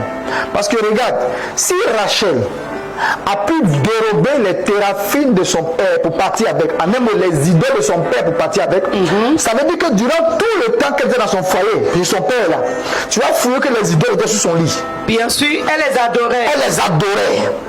Alors que tu ne peux pas suivre deux dieux en même temps. Tu ne peux pas suivre le Dieu de ton mari et puis le Dieu de ton papa. Même, je vais dire quelque chose, même si les idoles ne se trouvaient pas sous son lit, que les idoles se trouvaient selon là où le père les a dans le père où son père avait déposé ça. Mais elle partait pour adorer ces idoles-là. Elle partait pour se prosterner devant ces idoles. Elle partait pour communier, pour communiquer avec ces démons, avec ces idoles. Les idoles qui ont des yeux, mais ils ne voient pas. Les idoles qui ont des bouches, mais ils ne peuvent pas parler. Les idoles qui ont des oreilles, mais ils n'entendent pas. Mais le Dieu de Jacob, il a des yeux, il voit. Il a la bouche, il parle. Il a la main qui bouge. Il a les pieds qui bougent. Alors, tu ne peux pas demeurer. Dieu-là ne peut pas demeurer. Donc, chérie, je pense que ce soir, on va s'arrêter là. Il n'y a pas de problème. Et puis le mercredi prochain, on va venir sur la deuxième partie pour voir les conséquences. Les conséquences. Parce que c'est important ce soir que nous parlons de comment vaincre les batailles dans le mariage. Bien sûr. Et ici, nous parlons des batailles des idoles familiales. Les idoles familiales. Donc, quelles sont les idoles que tu as transportées dans ton foyer? Quelles sont les idoles que tu as transportées dans ton mariage? Quelles sont les idoles que tu as transportées dans ta vie? On a dit quoi? Une idole, c'est tout ce qui prend la place de Dieu. Bien sûr. C'est tout ce qui prend la place de Dieu. La place de Dieu. Donc, quelles sont les idoles que tu as transportées dans ton foyer? Et ce que l'idole te dit de faire dans ton foyer, c'est ce que tu fais. Et ces idoles-là vont combattre la volonté de Dieu. La volonté de Dieu. Et vont créer des batailles inutiles. Il faut aller à l'église, il faut prêcher, il faut chanter, il faut jouer les instruments. Il faut être la personne belle voix parmi les choristes. Mais si les idoles, la malédiction de ton père t'a suivi jusqu'à l'église, si tu n'as pas la connaissance, si tu n'as pas renoncé à ces esprits, renoncé à ces démons, divorcer avec ces démons et suivre le Dieu de de Jacob marcher derrière les grands dieux d'Israël, tu vas échouer. C'est pour ça que nous prions, il n'y a pas de forcément. C'est pour ça que nous transpirons. Nous continuons de transpirer. Pourtant, Dieu nous a fait des promesses. Pourtant, Dieu a dit que nous sommes ses enfants. Pourtant, Dieu a dit qu'il a fait des projets de paix et de bonheur. Mais pourquoi nous transpirons? Pourquoi nous souffrons? Pourquoi nous tournons en rond? Pourquoi il n'y a pas d'exaucement? Parce que non seulement tu es venu avec les caractères des démons, des idoles de la maison de ton père et de ta mère, et toi-même tu mets cela en pratique. À travers de nos comportements, on trouve les idoles dedans. À travers de nos manières de parler, nous tapons nos poitrines. Tu sais qui je suis. Si je me démontre à toi tout de suite, tu sauras qui je suis. Tu sauras de quel bois je me chauffe. Jésus-Christ ne parle pas comme ça. Le Fils de Dieu ne parle pas comme ça. Tu sais qui je suis. Si je viens te montrer de quel bois je me chauffe. Jésus ne se chauffe pas avec du bois. Jésus a la parole dans sa bouche. Jésus-Christ, il a une puissance dans sa bouche. Quand Jésus parle, toute la création fait silence. Mais les démons te fatiguent. Tu as les caractères des démons. Quand il parle, on sait que c'est un serpent. Pourquoi? Ta manière de parler aux gens, ta parole, ta bouche, toutes les paroles qui sont de ta bouche, ça pique le cœur, ça perce le cœur. Personne ne savait dire quoi. Ça fait mal, ça blesse. La personne te dit, la femme que j'ai mariée là, ce n'est pas comme ça qu'elle était. Ce n'est pas comme ça qu'elle parlait. L'homme que je connaissais là, ce n'est pas comme ça il est. Mais regarde aujourd'hui comment il me traite. Quelque part, il y a un esprit. Quelque part, il y a les démons des adorations de la maison de son père qui se sont incarnés en lui. Ce n'est pas l'esprit de Dieu. L'esprit de Dieu ne blesse pas. L'esprit de Dieu dit la vérité dans l'amour de Dieu. L'esprit de Dieu console dans l'amour de Dieu. L'esprit de Dieu nous parle en ouvrant les yeux. L'esprit de Dieu nous guide dans la vérité sur le droit chemin. Hey, my God. Comment tu parles? Est-ce que ta parole blesse? Est-ce que tout le monde dit, toi tu parles, tout ce qui sort de ta bouche, ça pique? Ça blesse le cœur. Quand tu ouvres la bouche, la personne, son cœur déjà, selon les Ivoiriens, debout. Oh my God. À partir d'aujourd'hui, nous devons savoir s'il y a encore les traces des idoles de la maison de nos pères ou de nos mères qui se trouvent en nous. Comme l'homme de Dieu a dit, c'est le premier parti. La semaine prochaine, si Dieu voulant, et que Dieu nous donne la longévité, Dieu nous donne la possibilité, la vie, qui renouvelle son alliance, sa vie en nous, nous allons revenir sur deuxième partie. Et vous allez voir ce qui suit, ce qui suit, ce qui est arrivé après. Certainement tu le sais, mais quand nous allons parler, tu auras d'autres révélations à travers de ce que nous allons dire, à travers de ce que Dieu a mis dans nos bouches pour communiquer au monde, pour communiquer au monde entier. Moi, je vous ai dit que les idoles m'ont bloqué de ne pas aller à l'école. Les idoles, ils m'ont fait porter mon habit de l'école pour aller au champ. Les idoles ont dit, toi femme, si tu vas, chez nous on dit femme va à l'école, elle ne réussit pas, elle n'arrive pas quelque part, elle va aller tomber enceinte. Donc il faut charger qui vient de ta maman pour l'accompagner au champ.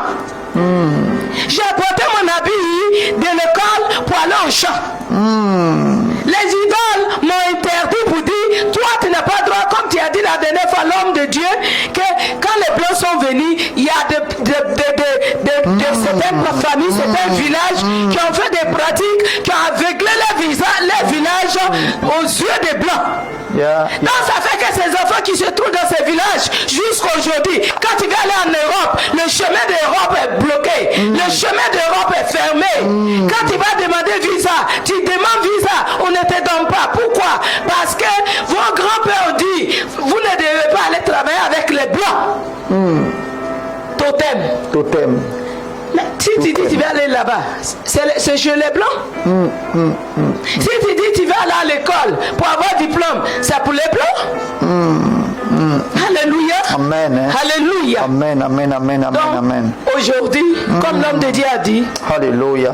nous sommes venus dans nos foyers, d'une manière ou d'une autre, avec les adorations de la maison de nos pères et de nos mères. Avec les idoles. Avec les idoles. Et l'idole peut être une représentation.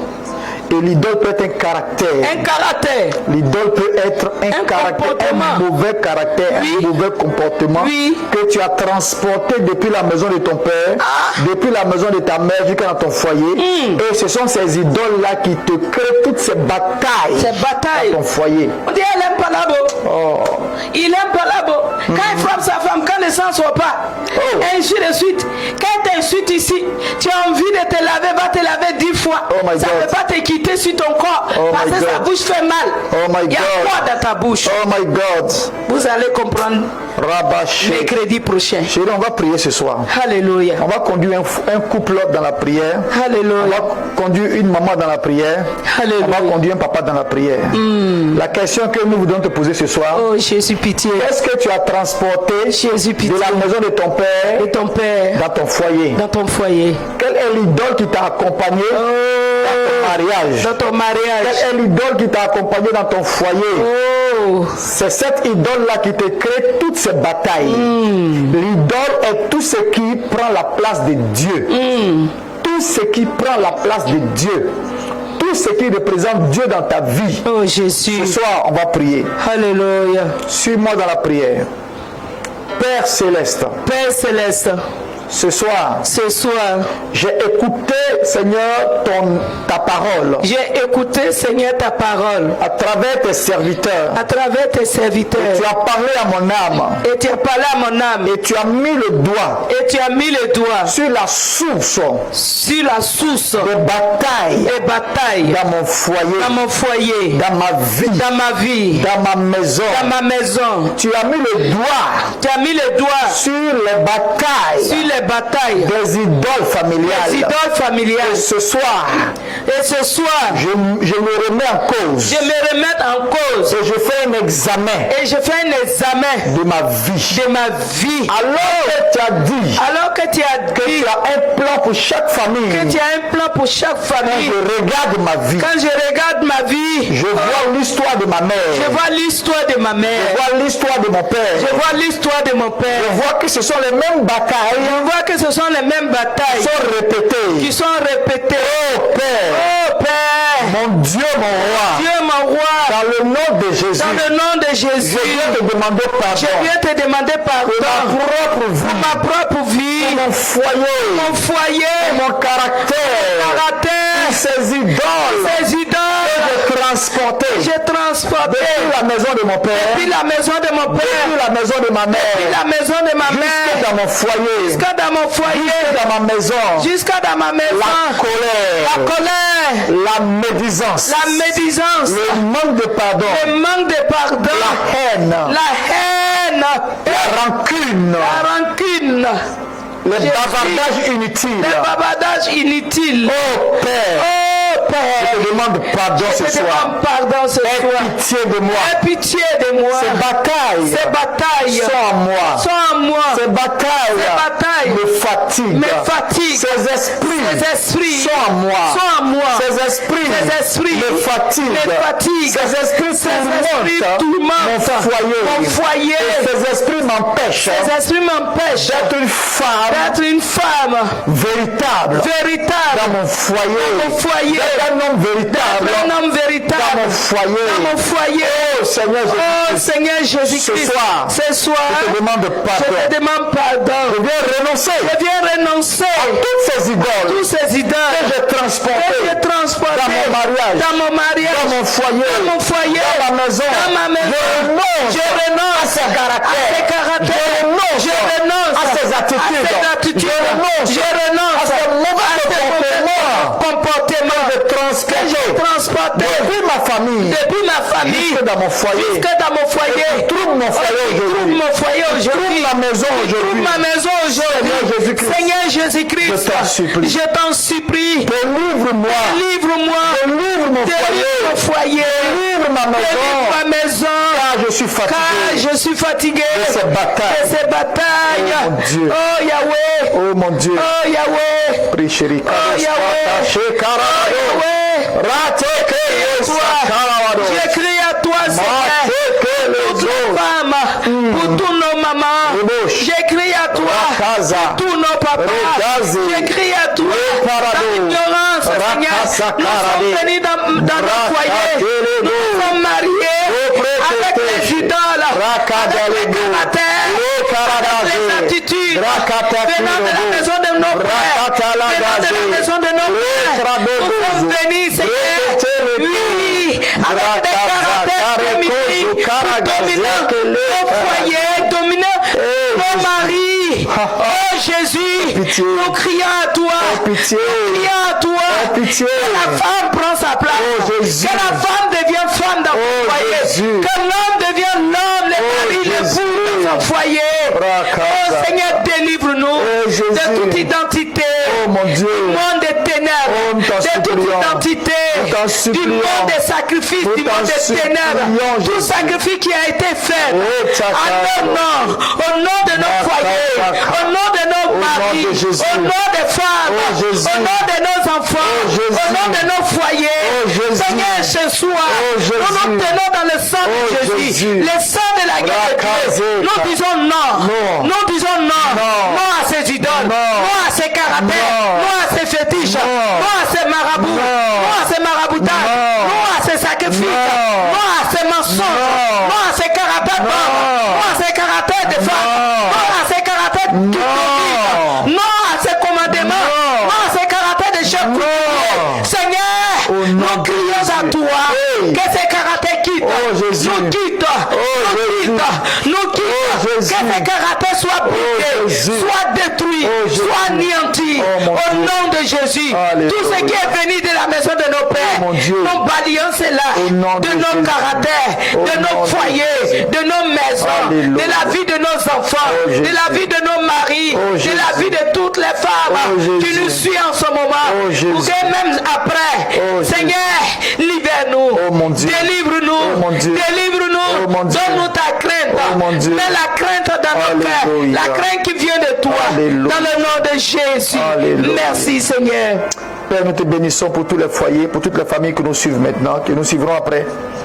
Seigneur, que tout ce que nous avons partagé ce soir soit le partage. Oh Jésus. Délivre chacun de tout caractère, de tout comportement, de toute forme d'idolâtrie qui est en train de batailler dans les foyers, dans les maisons. Nous t'en supplions, Père, dans le nom puissant de Jésus. Honore ton nom, glorifie ton nom, parce que tu es le Dieu puissant, parce que tu es le Dieu réel. Merci parce que tu le fais maintenant, au nom puissant de Jésus. Alléluia. Alléluia. Amen. Bien-aimés dans le Seigneur, shalom à vous. Nous vous disons encore shalom, shalom. Shalom, shalom. Que Dieu vous bénisse. Que Dieu vous bénisse. N'oubliez pas de partager au maximum ce live pour que plusieurs soient bénis à travers tout ce que nous avons partagé ce soir. C'est ça. Si vous avez été bénis, partagez cela, partagez cela. Et n'oubliez pas demain, tous les jeudis, notre programme, avec la servante de Dieu, l'heure de ta visitation. C'est ça. Tous les jeudis, à partir de 19h, l'heure de ta visitation. Demain, soyez là encore nombreux. Alléluia. Sur la même page, Pasteur Elou Ouattara. Et vous êtes bénis par la servante de Dieu, Anne-Rosalie. Et n'oubliez pas, le vendredi, tous les vendredis, notre programme spécial, prier jusqu'à triompher. Que l'Éternel vous bénisse et que sa Shekinah soit votre partage. Amen. Au nom de Jésus. Au nom de Jésus. Demeurez connectés. Et à mercredi prochain. Au nom de Jésus. Et à demain à 19h. Alléluia. Shalom, shalom. shalom. Tu as dit pour demain, hein? Oui. Je voulais inviter tout le monde. Alléluia. Tous ceux qui ont l'habitude de nous suivre, de nous regarder. Yes. Et même d'autres personnes qui ont déjà entendu parler de nous. Venez demain, nous vous invitons. Nous serons là encore demain. Par la grâce de Dieu, nous allons parler de la part de Dieu demain. Vous allez voir, c'est que Dieu est capable de faire dans votre vie. Amen. Dieu va vous transformer. Alléluia. Dieu va faire quelque chose pour toi demain. Alléluia. Amen. Demain, soyons là, nombreux. Invitons les gens. Invitons nos amis. Invitons des personnes qui seront surpris de voir ce que Dieu est capable de faire. Alléluia. C'est que Dieu, c'est que les parents n'ont pas pu faire pour toi. C'est qu'un ami n'a pas pu faire pour toi. Un père n'a pas pu faire pour toi. Notre Père Céleste va le faire pour toi. Demain, soyons là à partir de 19h. Dans le nom de Jésus, soyez tous bénis.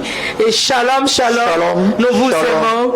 Que Dieu vous bénisse. Au nom de Jésus. Amen. Demeurez bénis. Amen. Shalom à vous. Amen. Alléluia. Amen. Amen. Amen.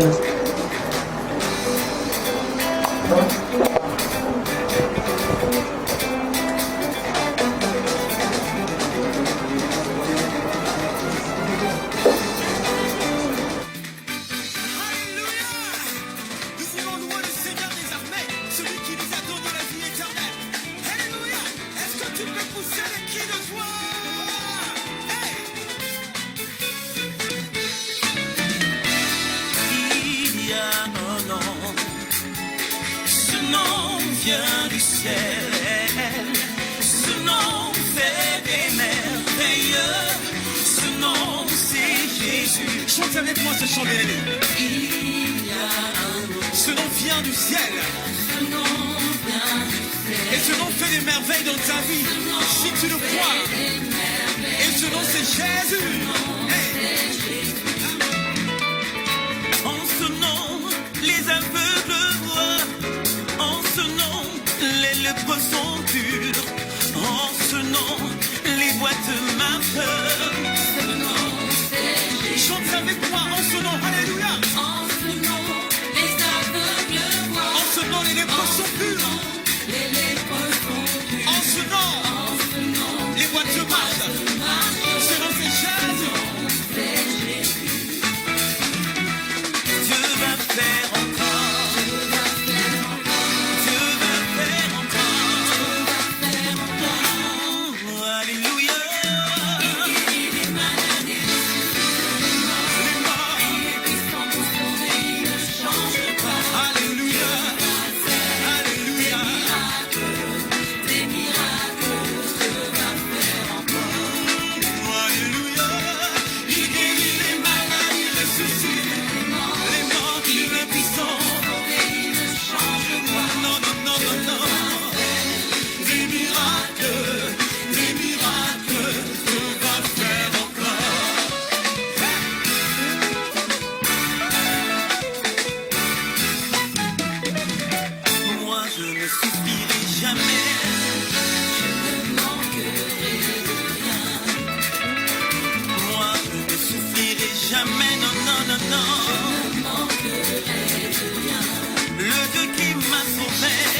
Papa est, Le Dieu qui m'a lavé, papa